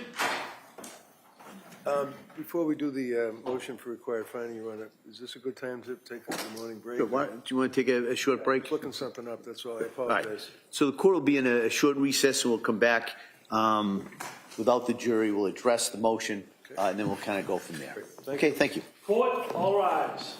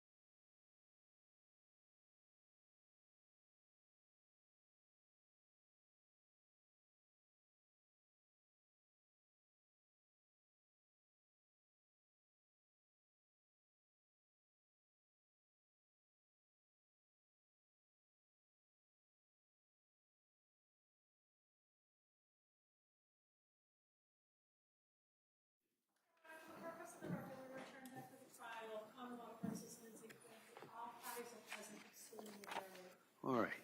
So the Commonwealth having rested Mr. Reddington, does the defendant have a motion? Yes, Your Honor, I passed it up to the court. I don't know if you have it in front of you. It's basically a Rule 25. It doesn't have any memoranda with it, but I would argue, and I would cite to the court the case that was decided of Commonwealth versus Brunette Silvera. It's BRUNETTE-SELVEIRA. It was decided towards the end of May of 26 by the appeals court in Massachusetts. It was a case out of the Boston Municipal Court where defendant was charged with assault and battery on a police officer. The evidence was presented that the defendant was acting erratically and that there was an awful lot of evidence that indicated that, brought out on cross-examination from witnesses, that the defendant was suffering from some type of a mental illness. Based on that evidence being presented, the government rested their case, just as they've done here. My suggestion to the court is that the evidence that's been presented on this case against Ms. Clancy I would suggest does not rise to the level under Rule 25 of where, even if you take the Lattimore standard and determine that the evidence would be decided in the light most favorable to the government at this stage of the case, I think the Brunette Silvera case places, as they describe it, a negative obligation to prove a negative as part of their case in chief on the government. I suggest to Your Honor that the evidence that has been presented in this case is overwhelming, that this young woman was clearly and unequivocally suffering from a mental disease or defect, that it was occupying her waking hours, her life, that she considered all of her avenues. She attempted to go to these health care providers, using the term loosely, that she went to these people. She had medication after medication after medication. She was obviously acting, I suggest to the court, in a state that was observed by witnesses that, in fact, that she was suffering from mental disease or defect, and then ultimately this horrific incident. So under that Brunette Silvera case, there's no evidence, I suggest, from the government that would rebut the fact that there is evidence of lack of criminal responsibility. So under Brunette Silvera and the cases that were cited in that opinion, respectfully, I would suggest that a required finding of not guilty should be entered on the case. I also would argue to the court that I think that under the Brunette Silvera standard and the evidence that Your Honor has before you, that the matter should be reduced down, if you will, from premeditated malice of forethought, cruelty, and atrocity to second degree. I'm not arguing at this stage Commonwealth versus Gray or any of its progeny as to manslaughter, but I think the court, certainly in its wise exercise of discretion, has the ability and the right to reduce the charge to second-degree murder or enter a required finding. All right, counsel, thank you. Commonwealth. Thank you, Your Honor. The case that defense counsel cited, there was a presentation of the Commonwealth's evidence. Commonwealth rested. Defense called an expert who said that the defendant was not criminally responsible, and the Commonwealth relied on a cross-examination of that witness and did not call any further witnesses. So the motion was filed for a required finding at the close of all of the evidence, which is what's required under Commonwealth versus Lawson, which Brunette Silva cites and is still good law. An SJC case, 475 Mass 806 from 2016, in which the court says that a motion for a required finding of not guilty by reason of lack of criminal responsibility may only be brought at the close of all of the evidence, not at the close of the Commonwealth's case. In this case, as you're aware, defense plans on presenting experts who testified that the defendant was not criminally responsible, and then the Commonwealth will have a rebuttal case with their own experts. So I think the time and place for the motion would be at the close of all of the evidence and not now. All right. Well, I had an opportunity to take a look at Brunette Silvera. So based on that and based on the standard as described that I have to apply at this point, I'm going to deny the defendant's motion. I don't think I have to object, but I will. All right. As we say, duly noted. Yes, thank you, Judge. Your Honor, could I inquire? Emily Thorndike is here and has been here. I'm just wondering, is the government ready for us to do the voir dire to see if she can testify? Because she is self-employed, she has patients and has canceled them day after day. I'm just inquiring if we're ready to go on that. All right. So the question I think that we had put this over was in large part because of the records from McLean's. Do we know if those are in? clerk's office, and I've told they haven't received anything. We have a call over to McLean. They've acknowledged the receipt. They were waiting for a call back from somebody at the office. They thought that the records were produced on Friday, but clearly that wasn't the case. So we have a call. We're waiting for a return call. I've provided people in my office the Madam Clerk's email address to get it expedited as quick as possible. So we are working to try to resolve the issue, and the hospital has acknowledged they received the subpoena. We just don't have a response yet. And I would just also remind that we discussed this last week and talked about doing this tomorrow on Tuesday in order to get those records and have time for everybody to get them and review them so that a proper examination of the witness can be done in a voir dire. So, All right. Well, let's do this. Let's do this before we start going at each other. We're going to see if the records come in. All right? The records come in, then we got to determine how long it takes for people to review it and get ready. So if we can do that this afternoon, great. All right. If we can't, I'll hear from the parties as to why we can't. We may have to do it tomorrow. But if we can do that today, I do understand that witness has been here a number of days. But at this point, it's a question of the records coming in, which really is out of both parties' hands. So if the records are in, the parties can get ready. We'll do that voir dire. If not, we may have to do that tomorrow. Okay? All right. Understood. Ms. Reddington? ready? Ready for the jury, Judge? Yeah.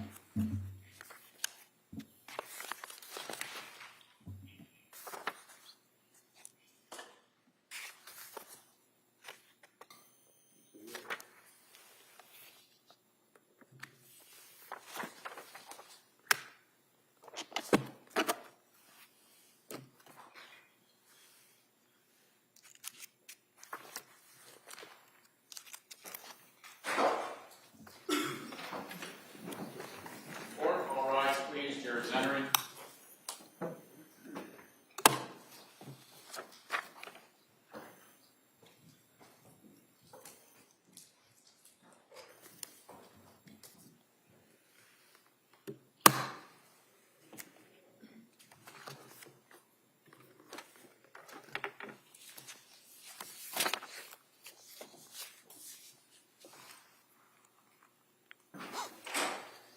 Court is back in session. You may be seated. For the purpose of the record, we return back to the trial of Commonwealth versus Lindsay Clancy, all parties present, including the defendant, and including the 18 jurors. All right. So members of the jury, as I indicated before, the Commonwealth is rested. All right. So at this time, I'm going to inquire of the defendant if she intends or wishes to call any witnesses at this time. Mr. Reddington? Yes, Your Honor, thank you. Thank you. Camp, please, I believe she's right outside.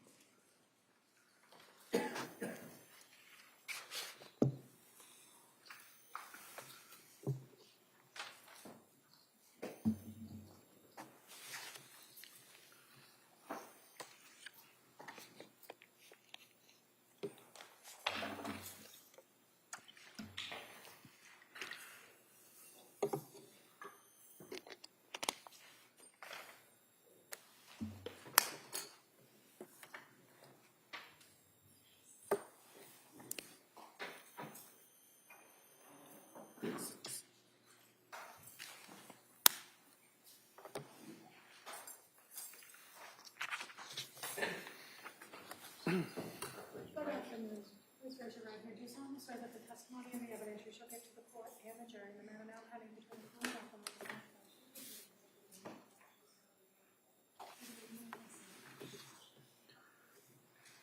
Hi, good afternoon. I'm going to ask you if you could keep your voice up and speak into that microphone. Okay? Thank you. I'm just Very saying good. the same thing, so make sure that all the jurors way down here even can hear you, okay? Okay. Tell us your name, It's Margaret Hamp, and what town do you live in? Stoneham. And what do you do for work? I'm a labor and delivery nurse Where? at Mass General. And how long have you been working as a labor and delivery nurse? I started on our labor and delivery unit in 2012. Okay, so about, what, 24 years? No. I started for the obstetrics department in 2006. Okay, so 20 years you've been working for Mass General between obstetrics and labor and delivery, right? Correct. Do you know Lindsay? I do. How do you know her? I was working on the labor floor when Lindsay first started with us. So this would be the labor and delivery floor, and she started as a nurse, correct? Correct. You had already been working there? Correct. And she was about, what, 24 years old? Roughly. And came in as a young woman as a nurse, correct? Correct. Can you tell us, to your let me ask you this, how many years did you work with her? She started, I believe, in 2015, and I worked until 2002 when she went out with Callan. About 7 years or thereabouts. Did you know that she had a child, Cora? Yes. And did you know that she had a child, Dawson? Yes. And ultimately that she had a child, a baby that was born very, very recently, Callan. Mm-hmm. In the years that you were working with her, were you able to observe, I mean, did she like being a nurse? Did she want to work, or was she a good nurse? What's your opinion? Lindsay loved being a nurse. She was really good at being a nurse. She was compassionate. She was kind. She was a patient advocate. She was the type of nurse that you wanted taking care of you or your loved one when you walked onto our unit. Did you observe, for example, that on occasion when she would be involved with the delivery of a baby, that she would become emotional?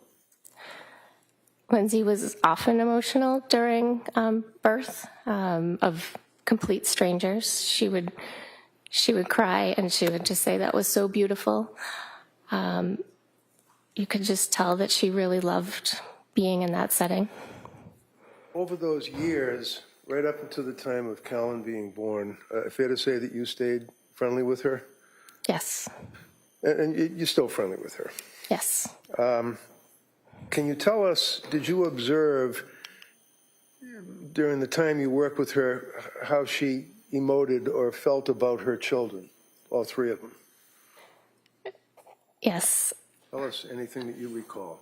So Lindsay and I worked the night shift together, and often on the night shift you get to have an opportunity to really get to know your coworkers and celebrate things that are happening in their lives or support them with things that are not going so well. Lindsay asked a lot of questions of her coworkers about parenting. Simple things as she would poll the nursing staff about monogrammed lunch boxes, right down to sleeping habits. What questions do you ask a daycare provider to make sure that you're in the right place? She was often asking her coworkers childcare, parenting tips. When she had Callan, after Callan was born in the late spring of 22, did you see her after the birth of Callan? I did not see her after the birth of Callan. Were you aware that she had taken a leave of absence from Mass General? Yes. Did you stay in touch with her by phone or text? I briefly kept in touch through text. After Callan was born, I reached out to her and I asked her for her address and how she was doing so I could send her a gift. And then a few months later, she circled back to me to thank me for the gift that I had sent her. Do you recall an incident on one occasion where she was looking or monitoring one of the children and the child was crying and you observed what happened after that? Yes. Tell us about that. Lindsay often checked in on her kids while they were sleeping at night. Again, we worked the night shift, and she had the ability to look at her phone and see what Cora or Callan were doing in their cribs, and she shared that with a lot of us. There was one particular night that Cora was crying. She was probably about 6 months old, and Lindsay never let Cora cry. She wasn't at that point in parenting, and she was very communicative about that. And Cora was crying on the monitor. It was the middle of the night, and maybe after 10 minutes, she started to call Pat, and he wasn't answering. And she got really worried that Cora was crying, but now Pat wasn't answering his phone. So in the middle of the night, she called the police to do a wellness check on her family. Okay. And while you were working the night shift, is that pretty much what you both worked together all those years? Yes. Would that be through the pandemic as well? Yes. Would you say that that was quite a bonding experience, being in labor delivery up close and personal with patients during the pandemic at night? Of course, it was a very challenging time as a healthcare provider. Thank you very much. You can inquire. All right, Como? Good morning. Good morning. So the incident that you just told us about where Ms. Clancy was watching the monitor overnight, you were aware that the police responded and everything was fine, right? Yes. And you worked with her through 2022 when she went out with Levon Callan? Correct. And you never visited their house after Callan was born, did you? No. You don't know what was going on in her life, did you? No. And she didn't share any of her struggles with you via text or in any other capacity, did she? No. And as a labor and delivery nurse, and having been trained in labor and delivery, and you said you worked obstetrics before, correct? Correct. Is it fair to say that you often have patients that come to you in both those areas that have some mental illness or are on psychiatric medications, right? Sometimes. And working labor and delivery, you have some training on how to handle patients that are on certain types of medications, right?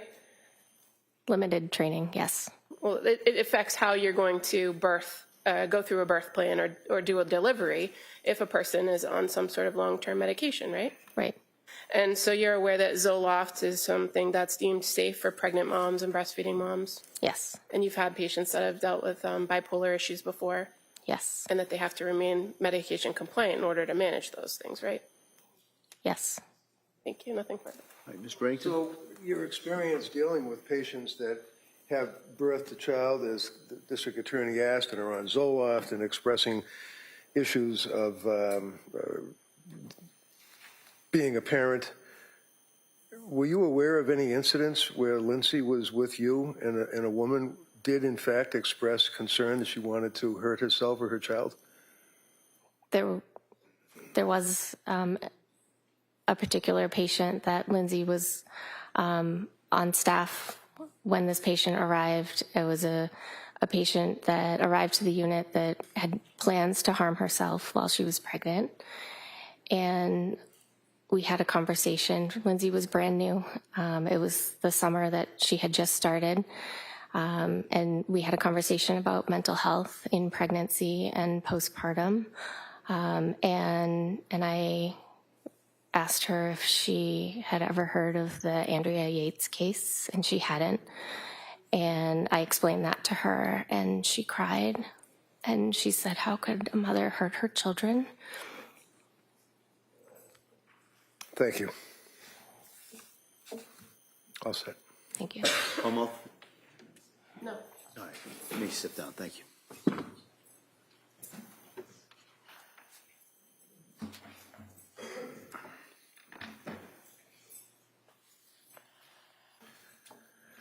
Counsel. Yes, Your Honor. Ms. Olenska, please. Olenska, O-L-E-G-A.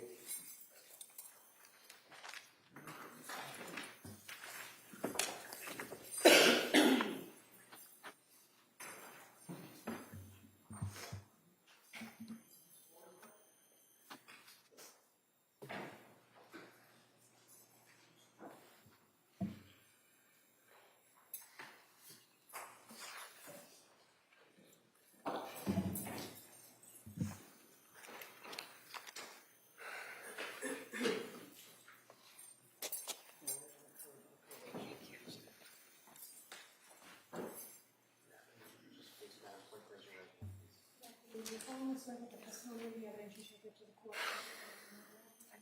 Welcome, and thank you. You may take a seat. Hey, good afternoon. Hi, good afternoon. I'm going to ask you, speak into that microphone, keep your voice up, okay? Okay. Great, thank you. Counsel. Thank you, Judge. Afternoon. Tell us your name, please, and spell it. It's Allison Ozga, Allison. Last name is Ozga. You know Lindsay? I do. How would you know her? Lindsay is my sister. And can you tell us, are you close to Lindsay? Do you live near each other? Do you socialize? What type of relationship have you had with her? We're very close. We have not lived in the same state for about 10 years now, but we do communicate, and I do think we're very close. And do you text with her on a regular basis? Yes, And you talk on the phone, do you? occasionally. Directing your attention to the fall of, well, actually heading into like Thanksgiving and Christmas of 2022. Do you remember that time frame? Yes, And did you have occasion to see your sister during that period of time? yes. And let's direct our attention to, let's say, Thanksgiving 2022. Had you noticed any change in Lindsay's personality or any observation of how she appeared to you? I will say on Thanksgiving in particular is when the first time I saw her in person after quite some time. I had known she had not been doing well via text message communication that we had. I think on Thanksgiving, she, her mood did not look good, her energy, she didn't seem very energized. It definitely seemed off from how I've seen her in the past.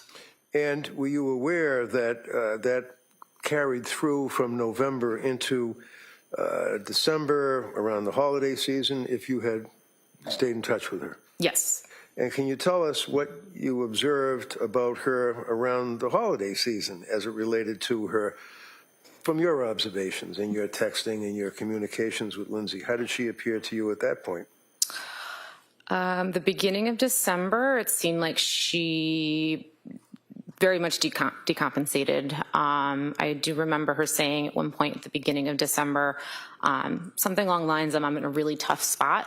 And knowing what she had shared with me previously about how her mental health had been struggling, I had this gut feeling that something was off and that she was really struggling, and I asked her if she was safe.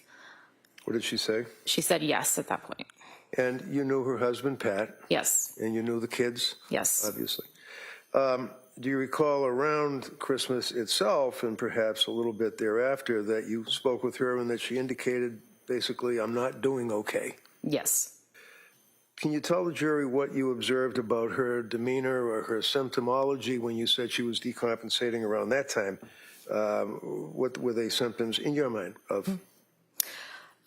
Based on communication with Lindsay, and I started communicating with Pat directly at that time, she was reporting her mood was worsening, as she described as depression. She was having more suicidal thoughts. Insomnia continued to be an issue. She was really not feeling like herself. And did you know that during that period of time where she was telling you about the suicidal thoughts and the issue of depression, that she was seeing doctors? Yes. And what did she tell you about seeing the doctors, and if she was on any medication, and if so, what effect did they have on her? So the first thing she said about the doctors was back in October when she said that she saw a doctor for Zoloft and had a very awful reaction to that Zoloft. Would that be Dr. Tufts? I don't believe she shared that specific with me. Share the name? Okay. No. And then I think throughout our communication over the couple months of October to December, she did share with me that she was going to doctors, she was getting different prescriptions, kind of all the things that they were trying and different treatments they were looking at. And do you recall when you were talking with her about her symptoms towards the end of December that she had, in your words, decompensated significantly and stated to you that she felt nothing and that she was scared, things of that nature? Yes. What else did she tell you, if you recall?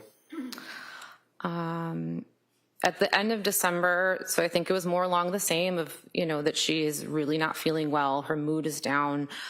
She's feeling numb. She's feeling hopeless. I believe at the very end of the month, she told me she had had suicidal ideation every day for a month. Do you recall towards the end of the month around New Year's that she voluntarily admitted herself somewhere? Yes. Do you know where she admitted herself? McLean Hospital. And while she was at McLean Hospital, ultimately, do you know how she got out of McLean Hospital? It was my understanding that she was weaning off of some medication that she was on, and then was eventually discharged 5 days later. Now, did you see her or talk to her after she left McLean Hospital trying to wean herself off of whatever medication it was? Because you don't know what the medication was, right? I believe it was Seroquel. Seroquel. Yep. Did she tell you anything to the effect that when she got out of the hospital that she felt as though this was a step in the right direction? Did she seem as though she was trying to be positive about her life? Yes. And tell us about that, because up until this point you had observed her decompensating and having these symptoms and suicidal ideation and depression and feeling nothing and scary. When she got out of McLean, what did she appear to you and what did she say to you? I believe she said she felt that was a good plan and that she was starting to feel better. So was your sister, in your opinion, granted she's your sister and you're biased, obviously, but was she a complainer? No. And obviously she didn't share with you in detail her doctors and medicines and things of that nature. Is that fair? No. But you were aware of the struggles and the hurt that she was going through. Yes. And then through the month of January, did you have occasion to see her, or were you, because you still live in different states? Yes. Yes, I did have an occasion to see her in January. When? We went to Cora's birthday party. And that was at the trampoline park? Yes. How did she appear at that? I think she looked like she was going through the motions of putting together a birthday party for her daughter. But she looked tired. She looked like she was still struggling. So there was a difference in your observation of what you had known your sister to have as a personality. Yes. And then, of course, the horrible day, were you aware, or did somebody call you and tell you that the children had been killed? Yes. One of them still survived and ultimately passed. Yes. And do you recall who told you that? Yes. Who was that? My mother. And as a result of getting the call from your mother, what did you do? I jumped in a car, packed a bag, and I sped up to South Shore Hospital, which is where I was told she was. Did you see her in South Shore Hospital? No. Did you know that she was then transferred to another hospital after South Shore? Yes. And what hospital was that? I believe it was Brigham and Women's. And were you able to visit her in Brigham and Women's? Yes. And did it take some time before they would allow you to visit with her? Yes. How long, if you know? I think it was approximately 2 weeks. Okay. And then you were able to see her pretty much on a regular basis? Yes. And where does your mother and father live? In Connecticut. And are you close to them? Yes. Can you tell the jury, from the time of this incident in January 24th of 2023 up until now, 2026, where has your mother and father been living? My parents have been spending the majority of their time up here in Massachusetts. Why? So that they could visit Lindsay as much as possible. Almost on a daily basis? Yes. Was that in a bed and breakfast or a bed and bath, or was it a hotel, or where were they staying? They've been living out of hotels. Thank you, that's all. You can inquire. Come on. Thank you. Good afternoon. Now, when Lindsay was at McLean Hospital and she was discharged, did she tell you that she asked to be discharged early to go to Cora's birthday party?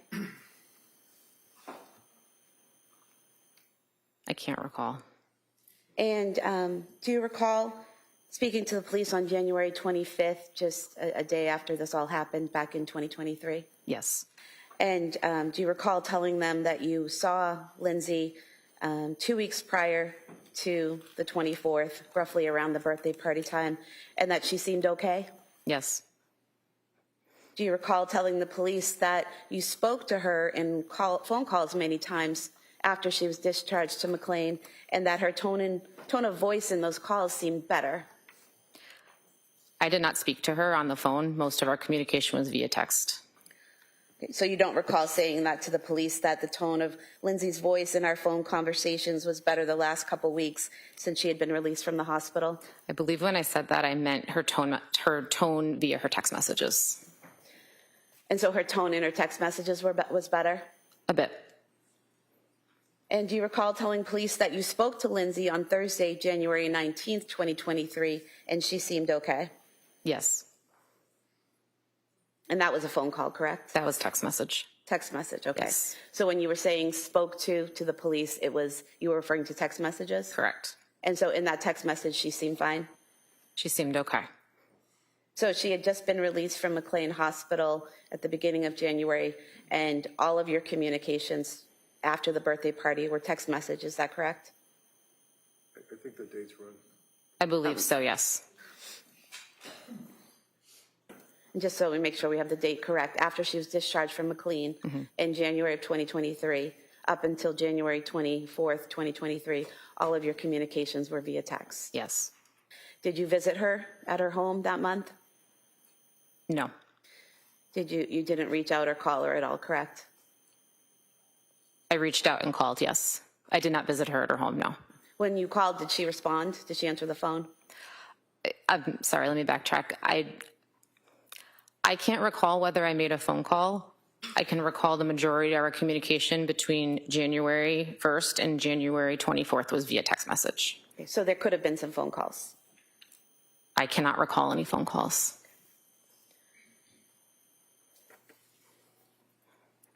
You are a licensed social worker, correct? Correct. And you're a mandated reporter, correct? Yes. And at any point in time between January 1st, 2023 and January 24th, 2023, did you have enough concern about the safety of the kids or the safety of your sister to file a report as a mandated reporter? No. Thank you. Mr. Ray? Oh, yeah, Judge, thank you. Okay, thank you. Let me step down.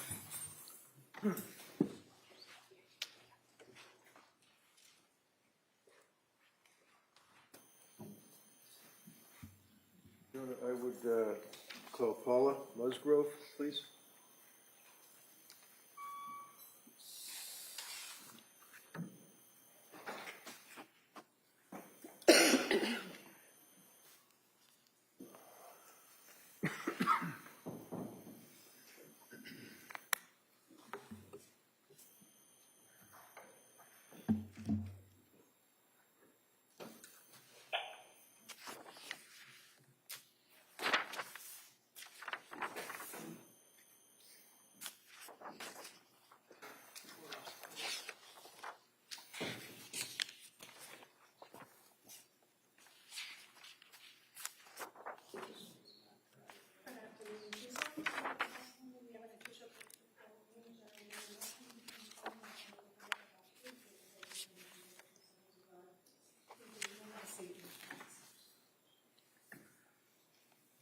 All right, good afternoon.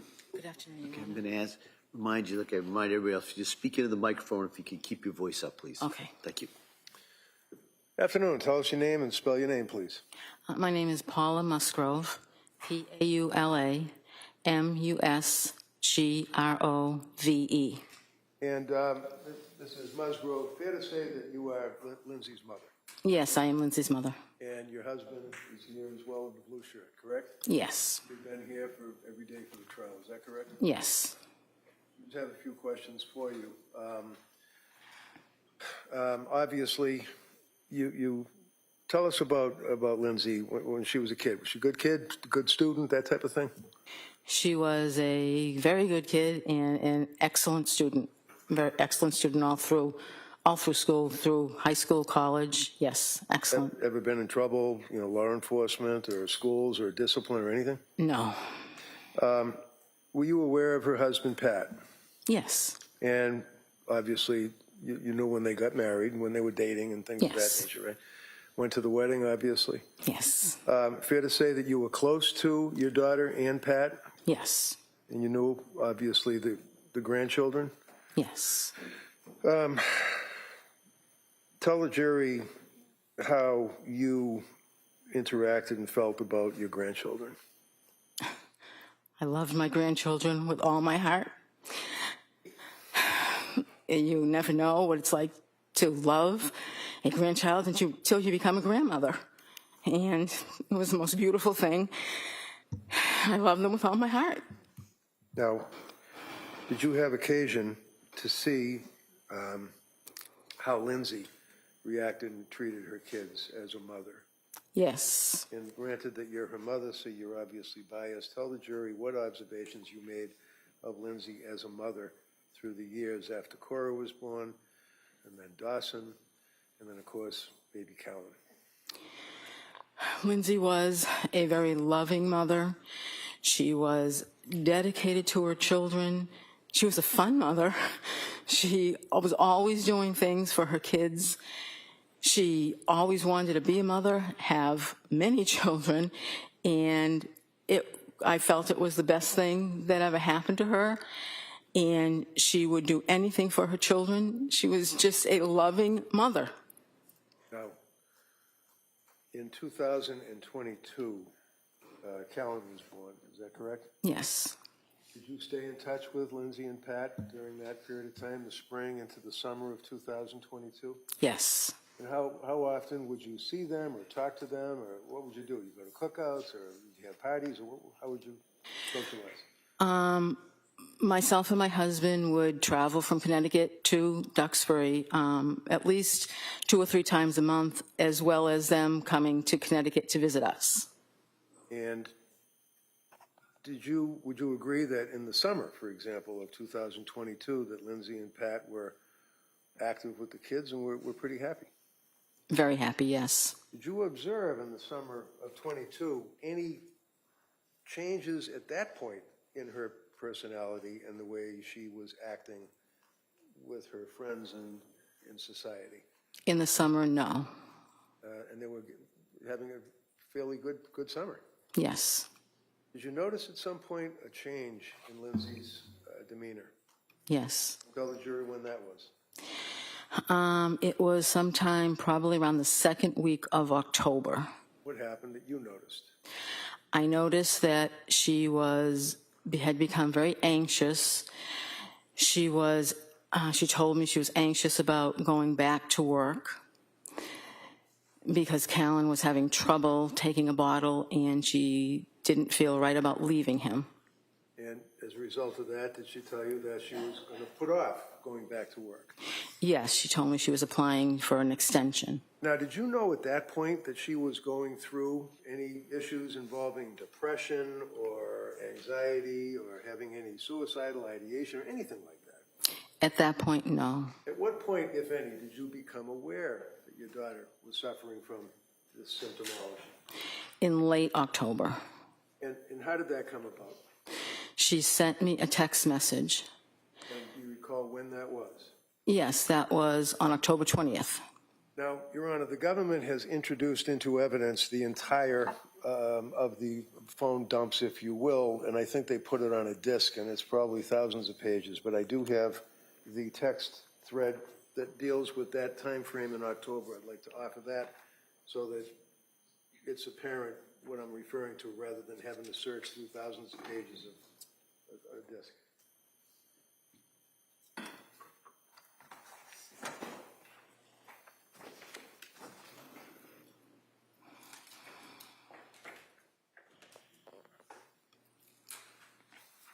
No objection. Okay. They may be admitted. So approaching, what we have for this thing.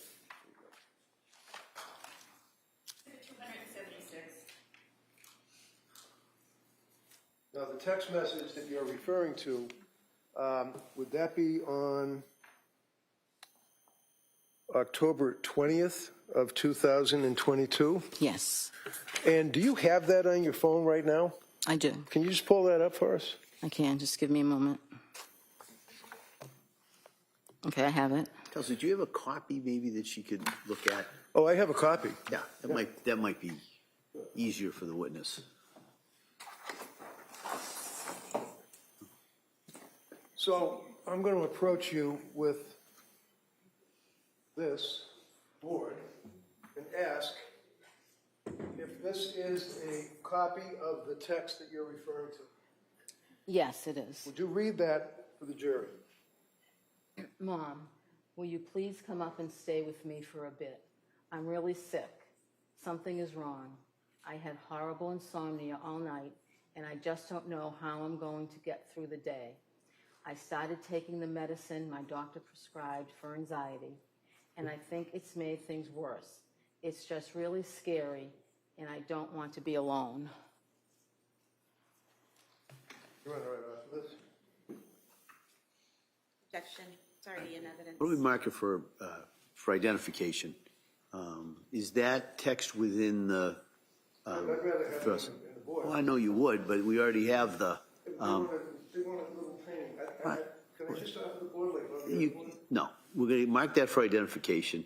The text that is been referred and read to is within Exhibit 276, which was just offered.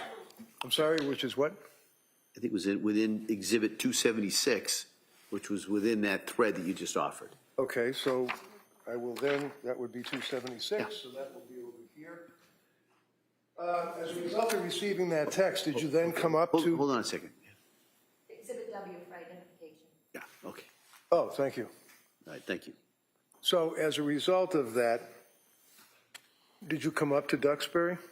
Yes, same day. And tell us about that. What happened that day at the end of October? Lindsay had been, I believe she went to the emergency room that day, and she had come home. She was feeling a bit better. She told me that she couldn't sleep, she was very anxious, and she was afraid. And how long did you stay with her? At that point, Yes. I believe at that point I stayed for about a week. And was your husband with you? He came later. He didn't come directly with me then because he was still working, so he came later. I never asked. What did you do for work? I worked for Weight Watchers. And you're retired? Yes. How about your husband? Is he working now? He recently retired. And what was the nature of his work? He was in photography, What kind of photography? school picture photography. For yearbooks and things like that? Yeah, and school pictures, and you had your kids' pictures taken. And he just recently retired. Yes. Is it fair to say that during the month of October into November, into the holidays in December, that you and your husband would stay with Lindsay and the kids? Yes. I stayed more than my husband because he needed to go back home to work. Sure. While you were staying with Lindsay, can you tell us your opinion as to her condition? Was it decompensating? Was she getting better as time went on through November and December into the holidays? Through November into December, it was not getting better and into the holidays. And you knew she was on medication at that point? Yes. You knew she was seeing doctors at that point? Yes. So tell us, is there an incident that came to your mind that you recall that occurred on one evening that indicated to you how seriously she was suffering? There were many. One particular evening that was disturbing to me was that, she was afraid to be alone, and she actually asked if she could sleep with me. When was that? That was late November, early December. And did she indeed sleep with you on that occasion? She did. Continuing on through the holidays, did you guys get together for the holidays, Christmas or Thanksgiving, if you recall? Yes, I was down there probably most of December through Christmas Eve, and then I left on Christmas Eve to come home to see my other daughter and her family, and then Lindsay actually came to my house later the day on Christmas Day. Was she with Pat? Yes. Okay, and the kids? Yes. During that period of time did you make further observation as time went into January? Oh, back it up. At some point, she voluntarily went into McLean Hospital? Yes, You knew that? yes. How did you know that? I was there. What do you mean you were there? I was at Lindsay's house staying with them. You take care of the kids? Yes, And it's fair to say that Pat's parents, mom and dad, also stepped up, taking care of the kids, helping out during this period of time? they were there, I guess, when we weren't there. I didn't really see them, but Right, because you guys would be different time frames. right. But you all were pulling together as a family, is that Right. correct? January, leading up to January 24th, do you recall, and can you tell the jurors what, if any, observations you made of Lindsay and her condition? Lindsay had lost a lot of weight. She had become, during this whole time, paranoid about different things that really she shouldn't have, really weren't logical to become paranoid about. She would mention that this wasn't her mind. She would say to me, this isn't me. I've never been like this before. And I would agree because she wasn't.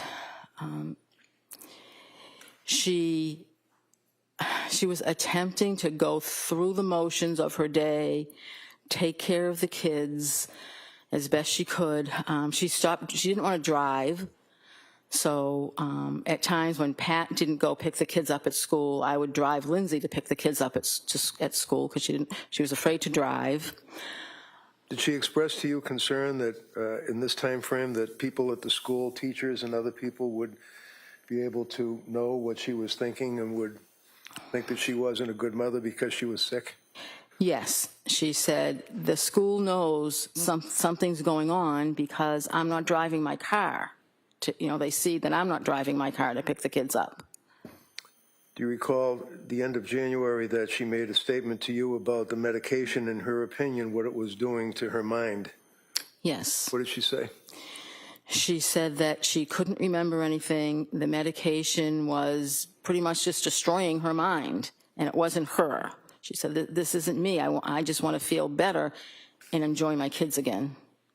Now, I know that this is difficult. In December of 2022, do you recall the time that you were in the kitchen with Lindsay and Patrick and she made a statement about her state of mind to her husband, Pat, and you were there? Yes. I know it's difficult. Just tell us what you remember. I remember her being very nervous. I remember her saying, I just have to tell you guys something. And then she told us. What did she tell you? She told us that she had thoughts of harming the children. Thank you very much. Why don't we take the afternoon recess at this time? We'll come back for cross-examination. All right. So, ma'am, you can step down. Thank you.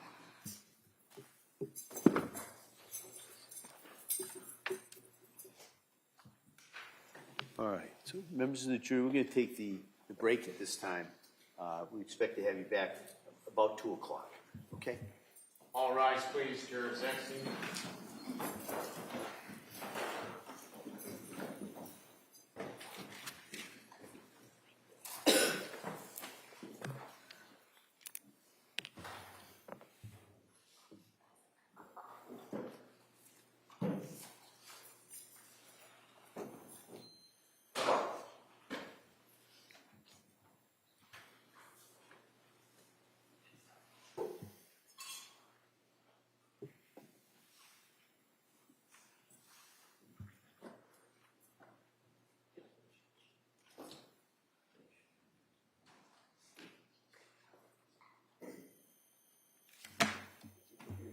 All right. Counsel, can I see you just for a second, just kind of time-wise?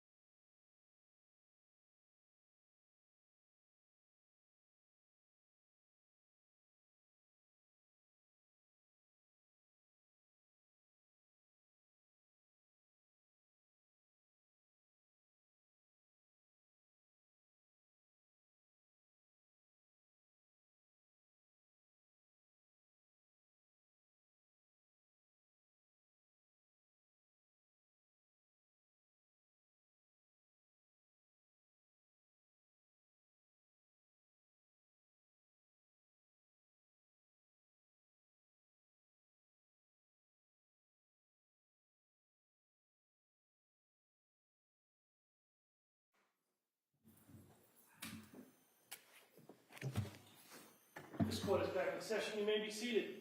Your Honor, for the purpose of the record, we return back to the trial, Commonwealth versus Lindsay Clancy. All parties are present, excluding the jury. All right, before we proceed with this, could I just see counsel briefly sidebar?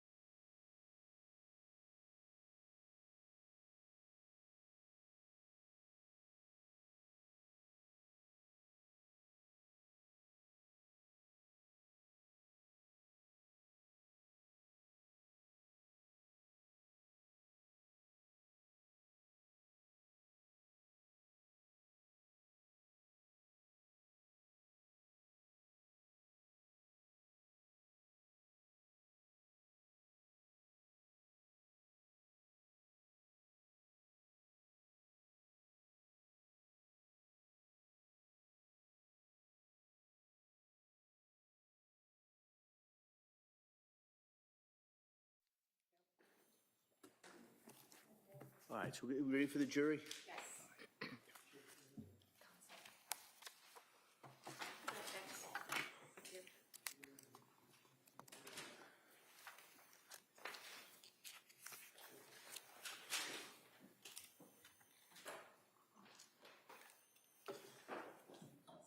Do you have some water up there?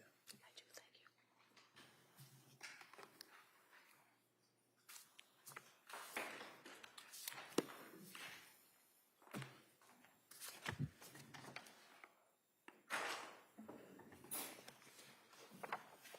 Court, all rise, please. Yours.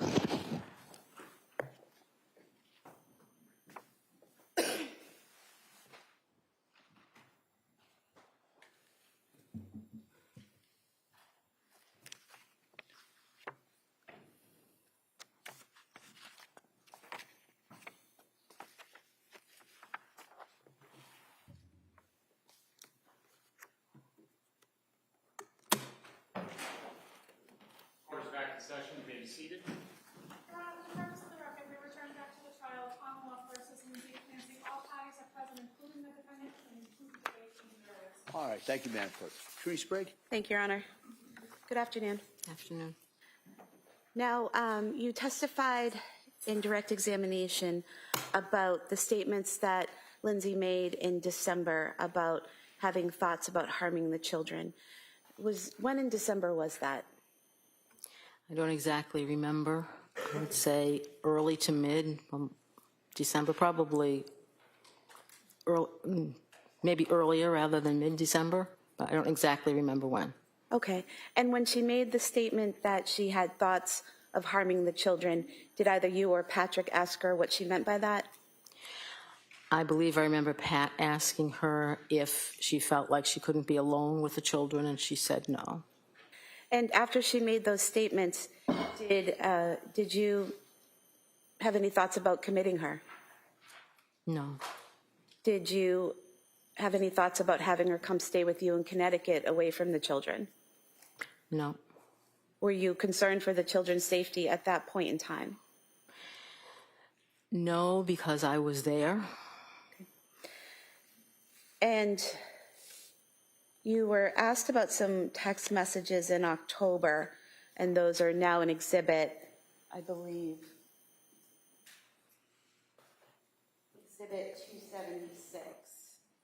And so you talked about the text on the 20th when she asked you to come and she was having a hard time, right? Yes. A day before, on October 19th, she had sent you a different text message stating, "Hi, Mom. Would you ever consider coming to stay with us for a couple days at a time to help with childcare so I can work?" And talking to a therapist and doing a lot of thinking, I actually think going to work will help me, but it's really hard with nurses' hours to get childcare that we need. I'm thinking if you could come like Sunday to mid-Tuesday, it'd be really helpful, just a thought. Do you remember that text the day before? Yes. And did you agree in a text message that you said I can come and help out? Yes. And then after that next day is when she said she was having trouble and wanted you there then, and you went that day, correct? But you said you were there for about a week, but there's a text on October 20th that's not included in this exhibit, where on October 24th at 2:36 p.m., you send a text to her saying, "How are things today?" And she responds, "Good." You remember that? Yes.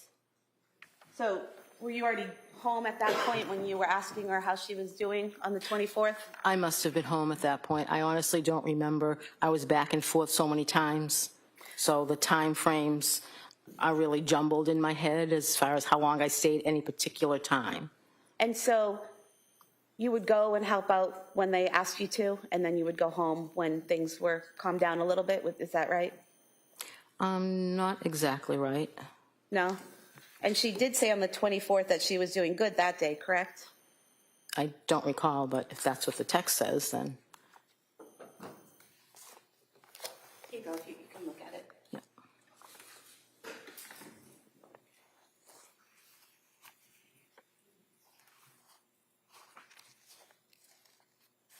Okay. So she told you at that point on the 24th she was doing good, right? Correct. You could have this page marked as the next exhibit. Any objection? No. That may be marked. 277.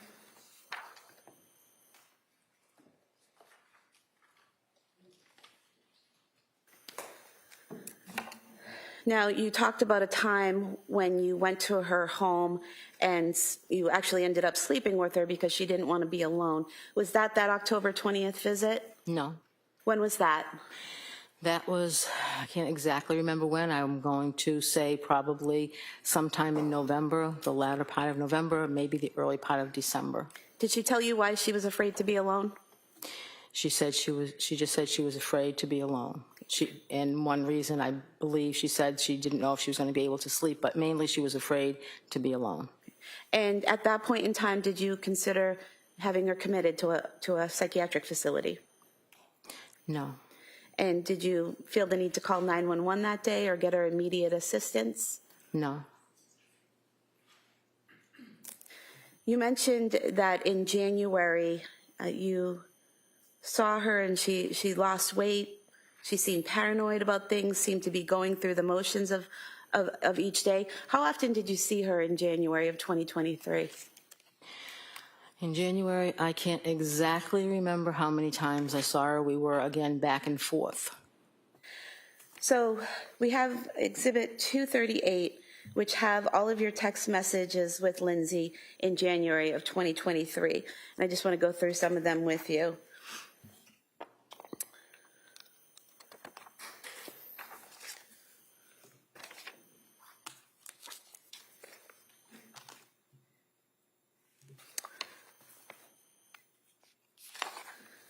So on page 17 of the exhibit, this is on January 4th, 2023, so the day before she was discharged from McLean.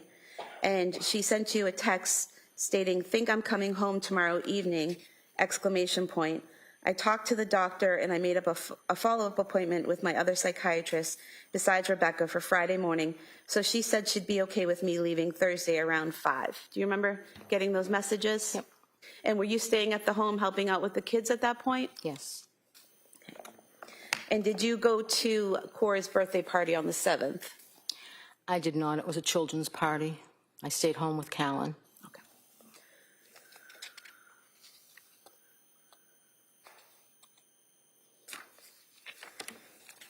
And do you recall when you went home? I don't recall. I'm looking at page 28, and there's a text from Lindsay on January 7th, 2023 at 7:02 p.m. to you where it says, make it home okay, and you said, yep. Does that make sense that you would have gone home on the 7th after the birthday party? Yes, if that's what the text says, yes. And then on page 29, we have text messages between yourself and Lindsay on January 8th, where you ask how things are going today, and she says, good, going to the Science Museum. You say, great, that will be fun, sleep good last night, and she said, I actually did, with less Ativan, so that was good. Do you remember that? I don't recall the exact text messages. Do you recall her texting you about going to the Science Museum?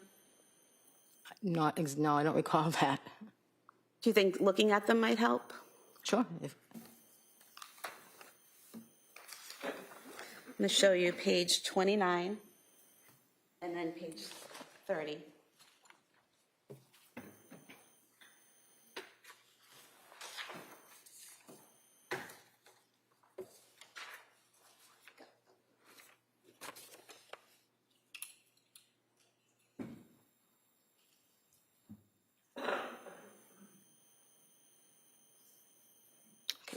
Does that refresh your memory? That's what the text says, yes.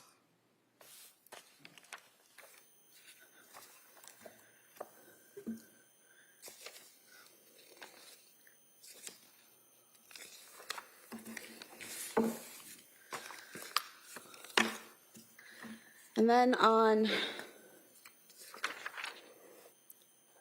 page 34, you ask how the museum was today, and Lindsay sent you some photographs and said it was fun, the kids really liked it. Do you remember that? I don't really recall the Museum of Science experience or text, but if they're there in the text messages, then they were sent, yes. Okay. Then on page 39, this is January 10th. You say at 9:48 a.m., good morning, how are you doing today? And Lindsay responded, good, at the gym with the kids. You said, nice, still sleeping good. And she responded, pretty good, yeah, not perfect, but enough. And you said, are you feeling any better during the day? And she said, so far, a little bit. They said a week off the Seroquel should make more of a difference, so a couple more days till that, but I do think it's helping being off. And you responded, okay, a little at a time. Do you remember that conversation? So I don't recall the exact conversation. I think I probably texted back and forth to Lindsay almost daily during that time. So I don't remember the specific text messages, but I would say if they're there, then that's what we sent back to each other. Okay.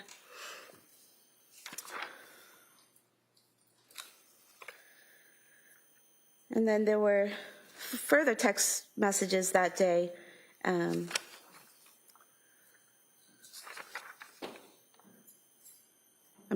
Where you say, how was your day later on in the day? And she said it was good, played with the kids a lot, were able to go outside, Kingsbury Club and gymnastics, kept them busy, and me too. So do you remember her talking to you during that time about going to gymnastics and going to the Kingsbury Club and things like that with the children? I don't remember the specific text, but I do remember her doing things with the children, yes.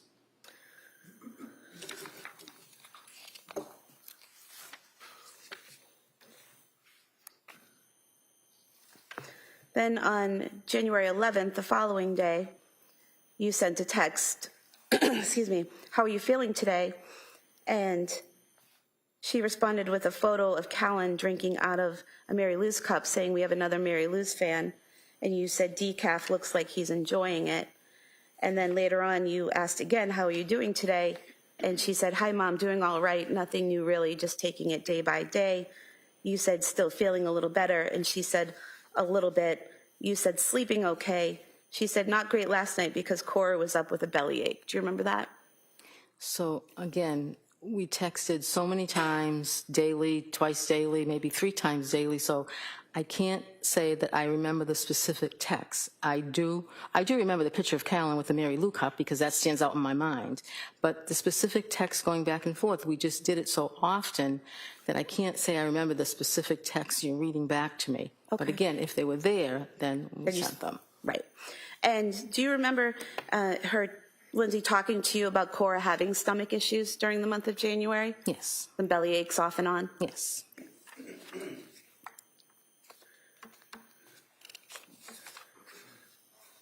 And then January 13th, again, you're checking in with her. Hi, Lindsay, how are you today? She said, hi, Mom, pretty good today. How about you? And you asked about the little ones, and she said, all good, went to the gym this morning, just hanging out, and now they have no school today. And then the following day, again, you're checking in. Hi, Lindsay, how's your Saturday going? She said, hi, Mom, it's going well, just hanging out. It's yucky here. So these are like daily check-ins that you're doing, checking in on her, seeing if she's okay, seeing if she's feeling better, seeing if she's sleeping well, things like that, right? Yes. You also ask her that day on the 14th, do you feel any different since being off the Seroquel? She says, not as much as I was hoping, going to talk to my psychiatrist about it on Monday. You say, but some. She says a little, but I still don't feel like you, but then she corrects it to me. And you ask her if she's going to be able to get outside with the kids today, and she said she's going to try. So similar conversations to that where you're talking about medication and how she's doing on the medication? Yes, I get. Then the following day, on the 15th of January, you say, good morning, is it a good morning for you today? She says, good morning, it's pretty good going to an indoor water park. And she tells you that it's at the Cape Cotter. Do you remember them going to the Cape Cotter water park? I do remember them going there, yes. And then on the following day, on the 16th, you actually texted her, how was the water park yesterday? She said it was fun, Cora and Dawson enjoyed, Callan didn't know what to think of it, couldn't get any pics because it was too hectic, keeping track of them in the water and stuff, and it was busy, but it was a good time. Does that sound familiar, that they had a good time that day? Yes. And you asked her that day if she had anything planned, and she said Pat took Cora skiing, so she was hanging with the boys. Do you remember that? Not specifically, I don't remember that text. She, that same day, sent you some photographs of Dawson doing a drawing of a firefighter and Callan. Do you remember receiving those? I do remember the pictures, yes.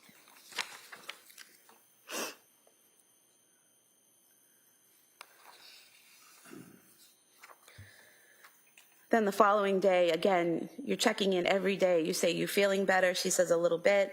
You said, still taking the same medication. She said, yes, about to have an appointment with her psychiatrist.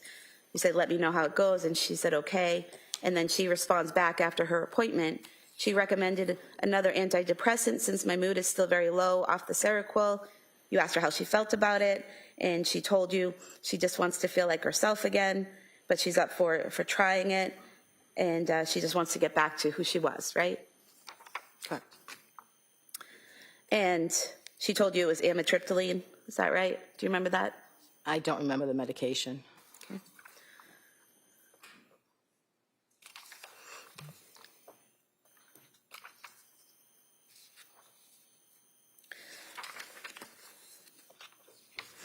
Then on the 18th, January 18th, again, you're reaching out.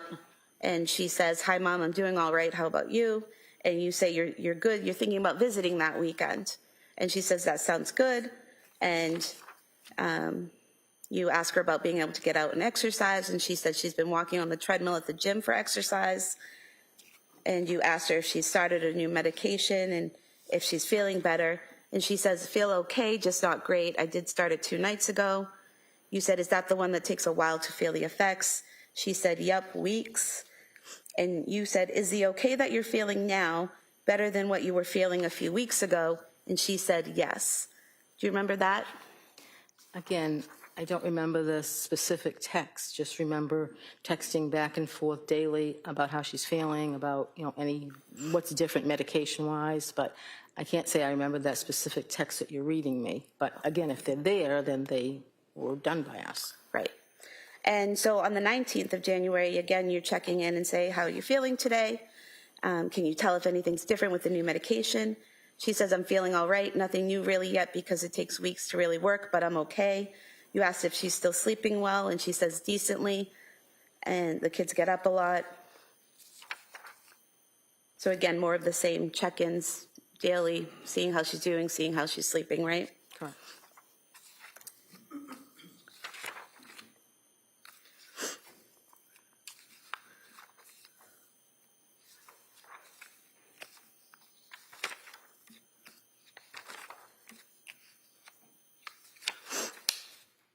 And then on the 20th, you reach out, is it pizza and movie night? She says just pizza and playing.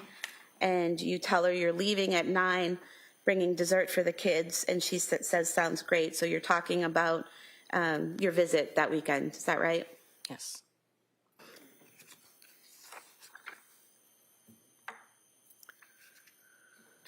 And in these texts prior to the visit, you say that it's been a while since you've seen them.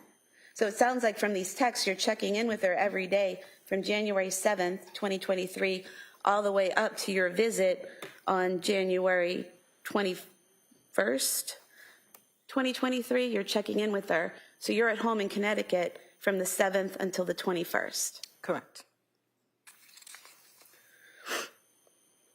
And then on the 22nd, that Sunday, Lindsay, Pat, and the older kids, they go to the Carney's house for that bonfire and get together, and you stayed home with Callan, right? Correct.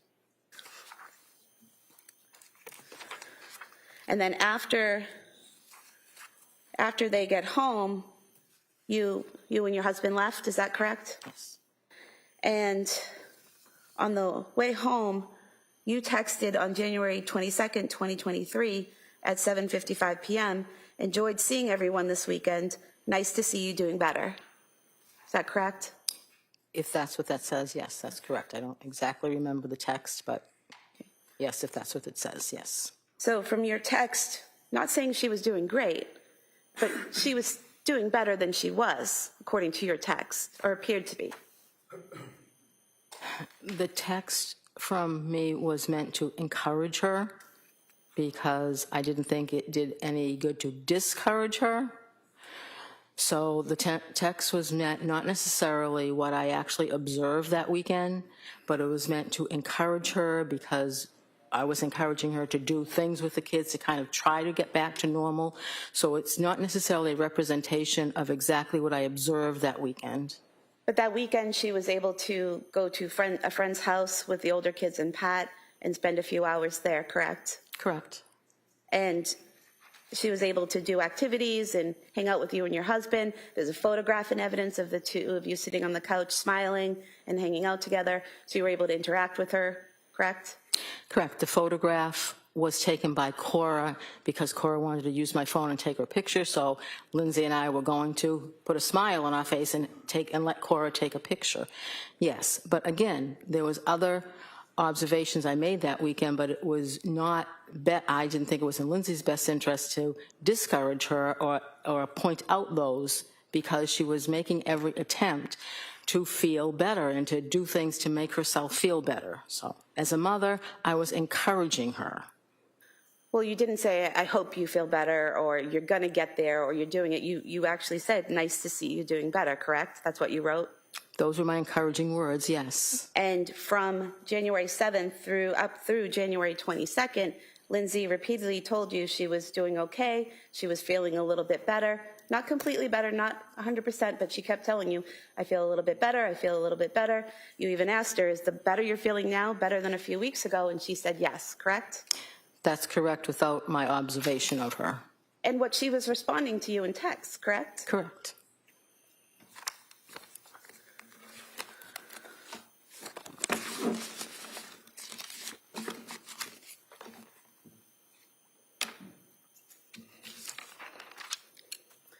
You also spoke to the police on January 25th, 2023. Do you remember that? I do.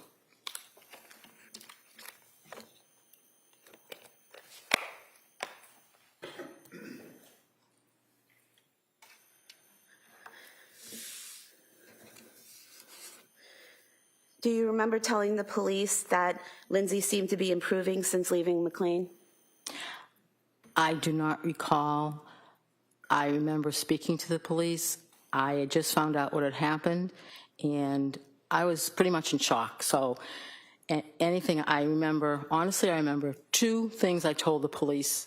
Anything else that you have there, I must have said, but I don't recall them. I've been going through my mind. I can honestly recall 2 things I told the police during that interview. I was pretty much in shock. Okay, so do you remember telling them that she seemed brighter lately? I don't recall. Okay. Thank you. All right, Mr. Reddington?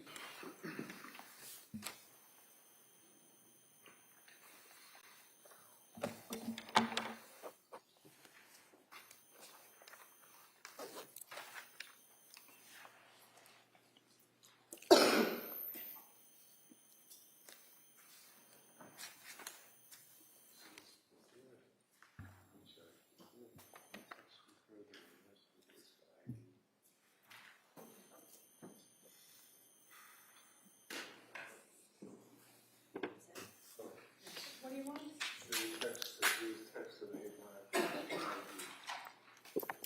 Oh, you mean the ones that you didn't mark? Yes. Oh,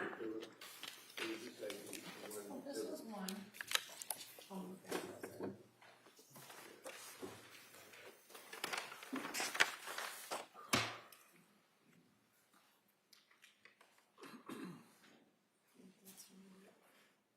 That's all right, I can check later.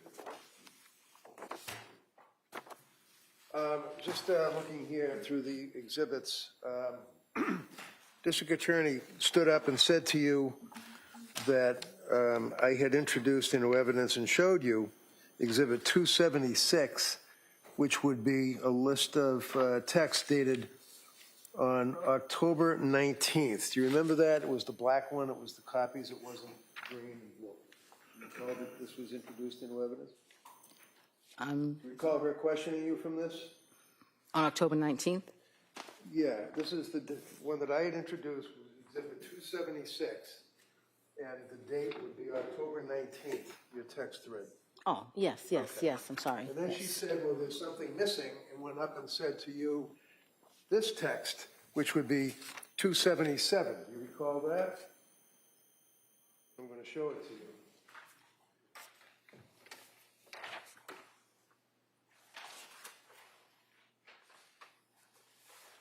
Yes. Okay. So what I had introduced was a text thread from October 19th up through and including October 20th. Is that fair to say? Right there? Yes. Okay. And the reason I introduced this is because we had introduced earlier, like a whole lot of pages text. And I wanted to focus on the text thread where she said, Mommy, can you stay? Objection. Sustained. So when the district attorney suggested that there's something missing, like I left it out or something, is it fair to say that Exhibit 277 is a totally different date? Look at the date. What is the date that the DA is talking about? You see it on there? 10/23. 10/23. It has nothing to do with the text thread that I introduced, right? It's a day or two after that, right? Right. If you know. Yes.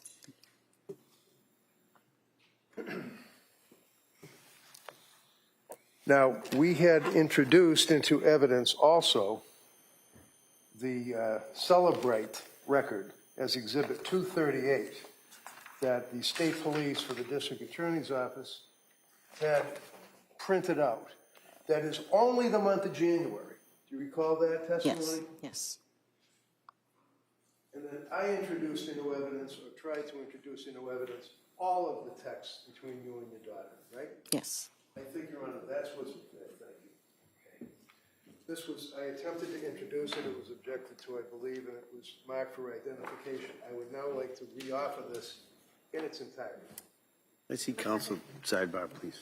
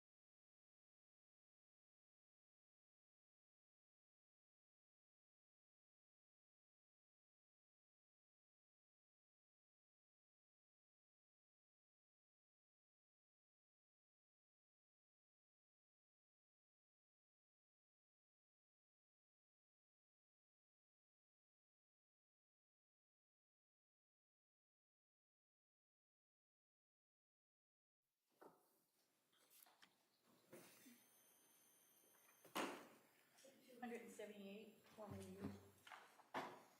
Thank you very much. That's all I have. All right. Almost? And when you were asked about Exhibit 271 and the text messages on October 23rd and October 24th, that was to establish when you left the home that week of the 20th, correct? Because you said, how are things today? And she said good, implying that you were no longer with them, correct? I believe so, yes. Thank you. All right. Anything on that, counsel? Oh, no, thank you. All right, thank you, ma'am. Let me sit down. Thank you.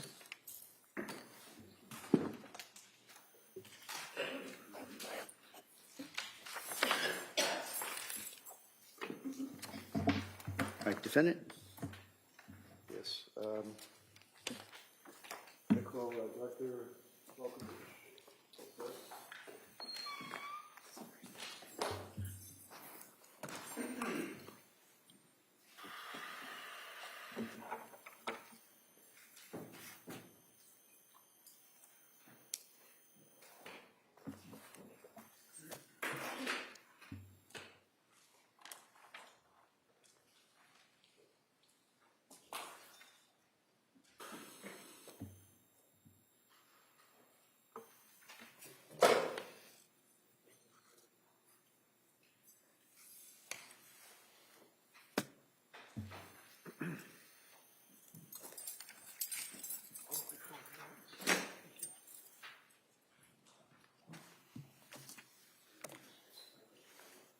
Good afternoon. Do you solemnly swear that the testimony in the evidence you shall give is correct and the truth?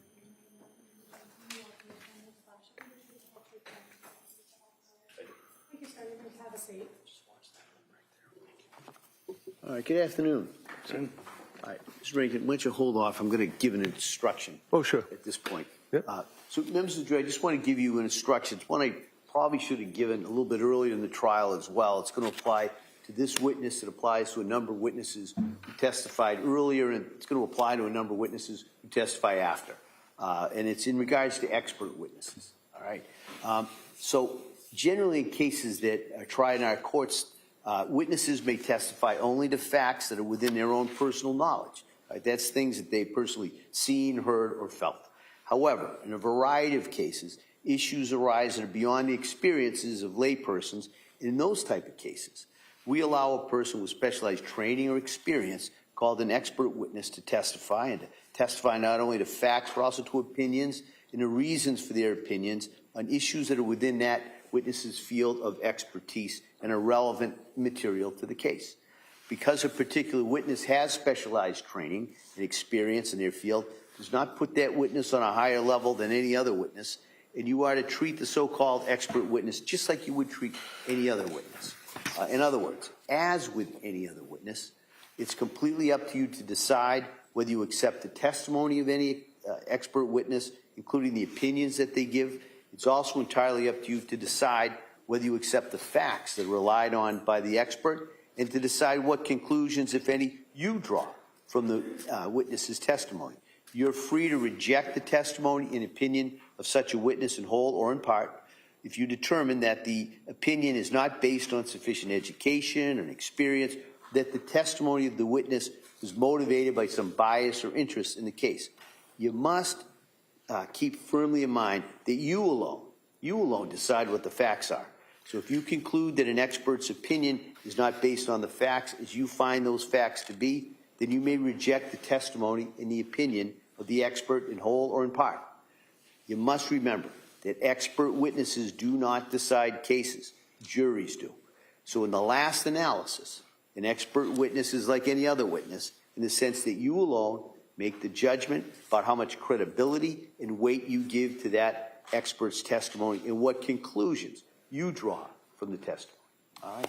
And I'll go into that a little bit more at the end when I go into the more extensive instructions that I'll give you at the end of the trial. All right, Mr. Rankin. Afternoon. Afternoon.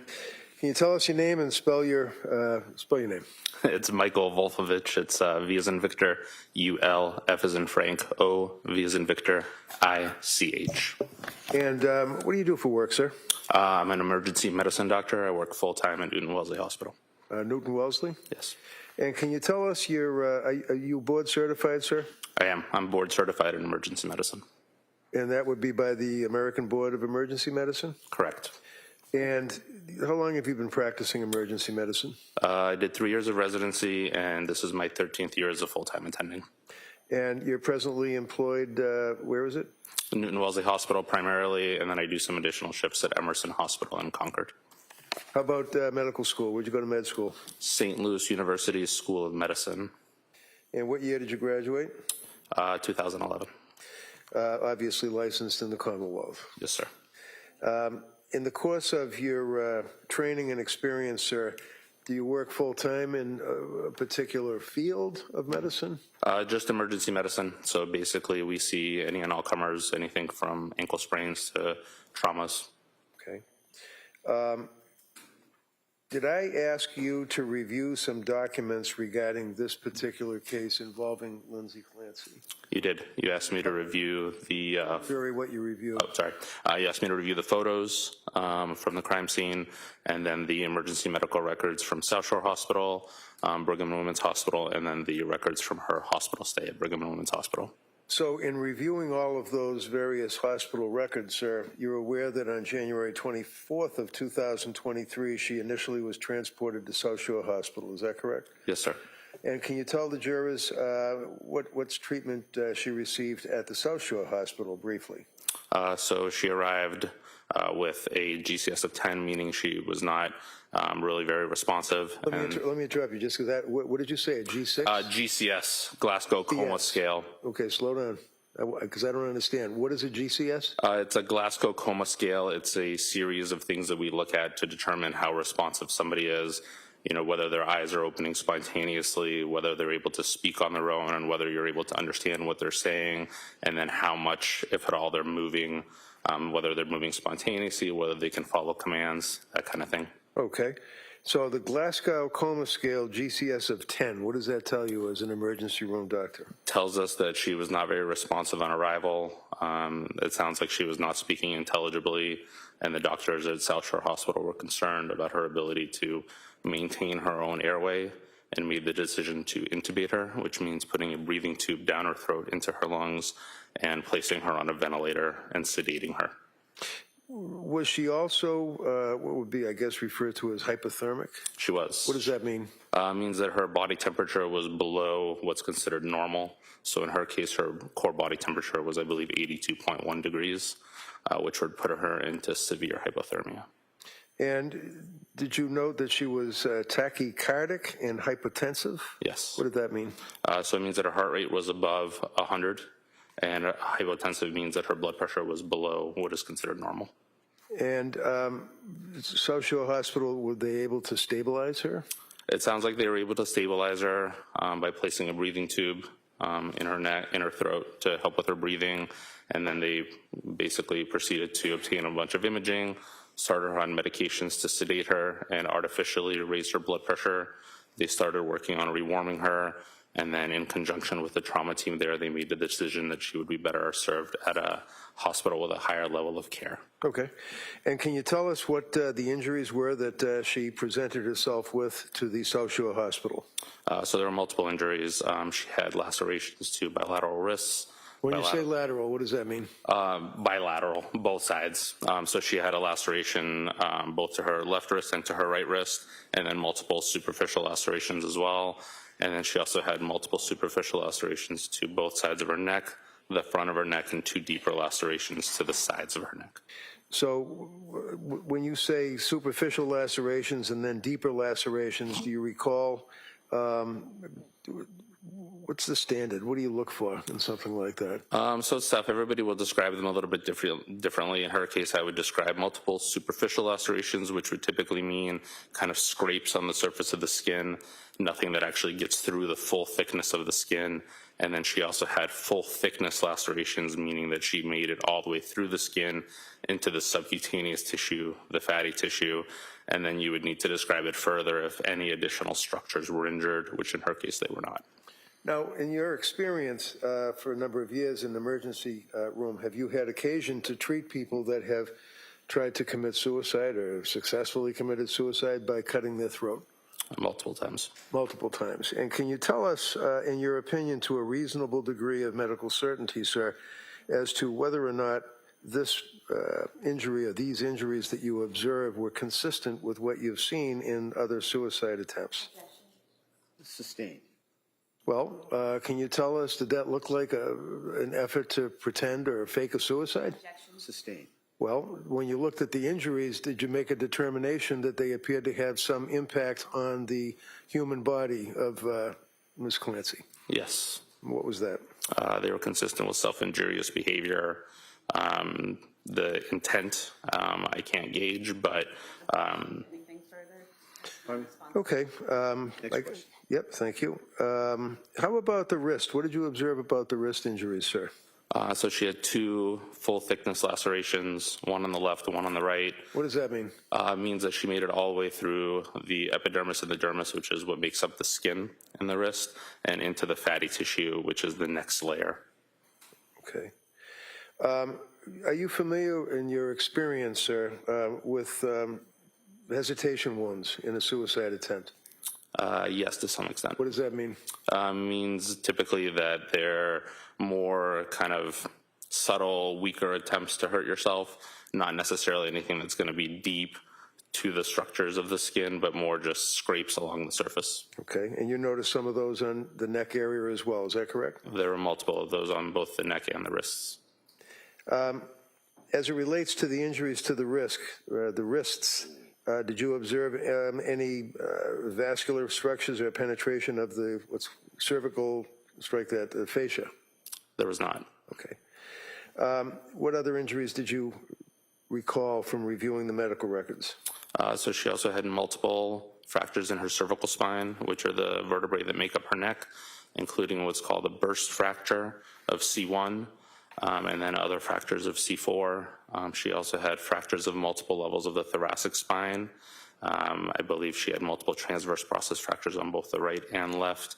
What does that mean, transverse fractures? Transverse processes are lateral projections, basically projections that go sideways off of the bone that allow the ribs to articulate, connect with the spine, and they also allow muscles to connect, and they help support the basically overall ring structure of the spinal canal. And was she then transported by med flight or life flight to a Boston hospital? She was. What does that tell you as an emergency surgeon when someone's transported by med flight or life flight? Typically means that her injuries are felt to be severe enough that she needs immediate intervention and further treatment, that the hospital that is basically necessitating the transport is saying that they cannot provide at their facility. She was then transported to what hospital? Brigham and Women's Hospital in Boston. She was admitted to what unit? Surgical ICU. And you had a chance to review all those medical records as well? I did. Did she suffer a particular event that night that you recall from looking at the records? She did shortly after arriving in the surgical ICU. It sounds like they were moving her, and when they moved her, they noticed that her blood pressure dropped, her pulse became faint, and subsequently she actually suffered a complete cardiac arrest and required 2 rounds of cardiopulmonary resuscitation with compressions and medications before she was able to be revived.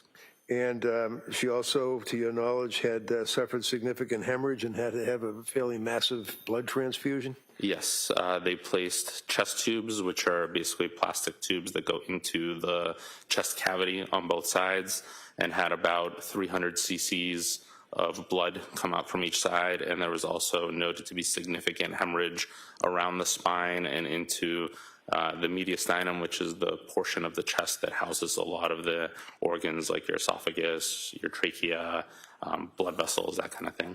Now, if there's a fracture or a serious fracture to, I believe it's C1, does that interfere possibly with a person's ability to breathe? It does. And how does that work? So if you have a fracture that affects the spinal cord above a certain level, typically above the 3rd cervical vertebrae, it basically removes your ability to initiate breathing on your own. Your 3rd, 4th, and 5th cervical vertebrae, the nerves that lead from there, are the ones that are responsible for telling your diaphragm to go up and down and help you breathe.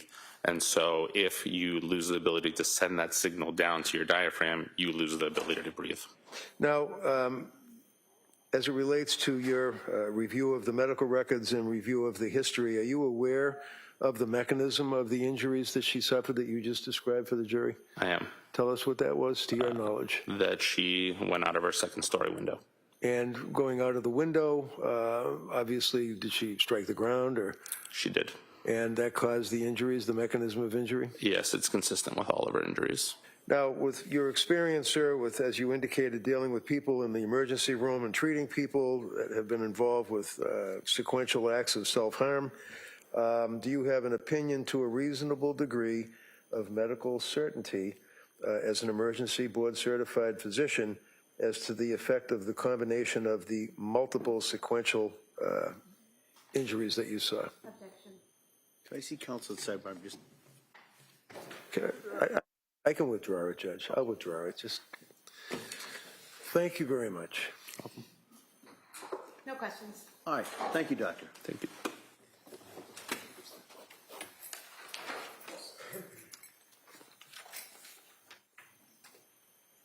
All right. Counsel, now could I see it sidebar? Okay.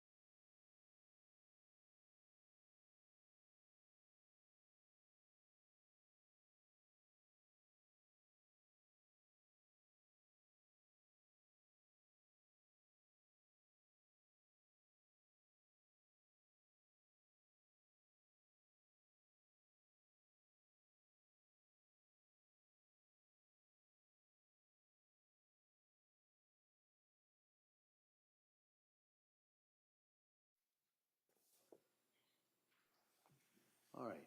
Members of the jury, I told you it was going to be stop and start, right? So we're going to stop now, but we're going to stop now for the day for you. I'm going to come back. I'm going to talk to counsel about setting some things up logistically for tomorrow. All right. So tomorrow, the plan would be, hopefully we'll start right at 9 or right as close as we can. And we'd hope to have a pretty full day in regards to the witnesses. All right. So I'm going to excuse you till tomorrow at 9. I'm going to remind you, talk about this case. Don't read anything about it or anything about any similar cases. Don't do any research. Don't listen to anything. Don't post anything. You kind of know where I'm going, right? So I'm going to ask you to follow those instructions again. I'm going to give you those questions, and I hope you have a nice evening. We'll see you tomorrow morning. Okay? Thank you. All rise, please, for your executive.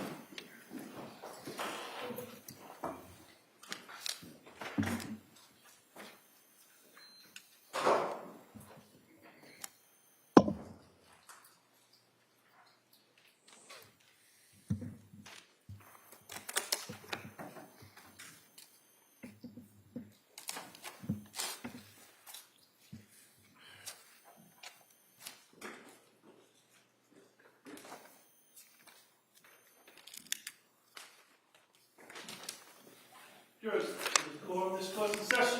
Please seated. Hey, Counsel, I see you sidebar just really in regards to tomorrow, not very long.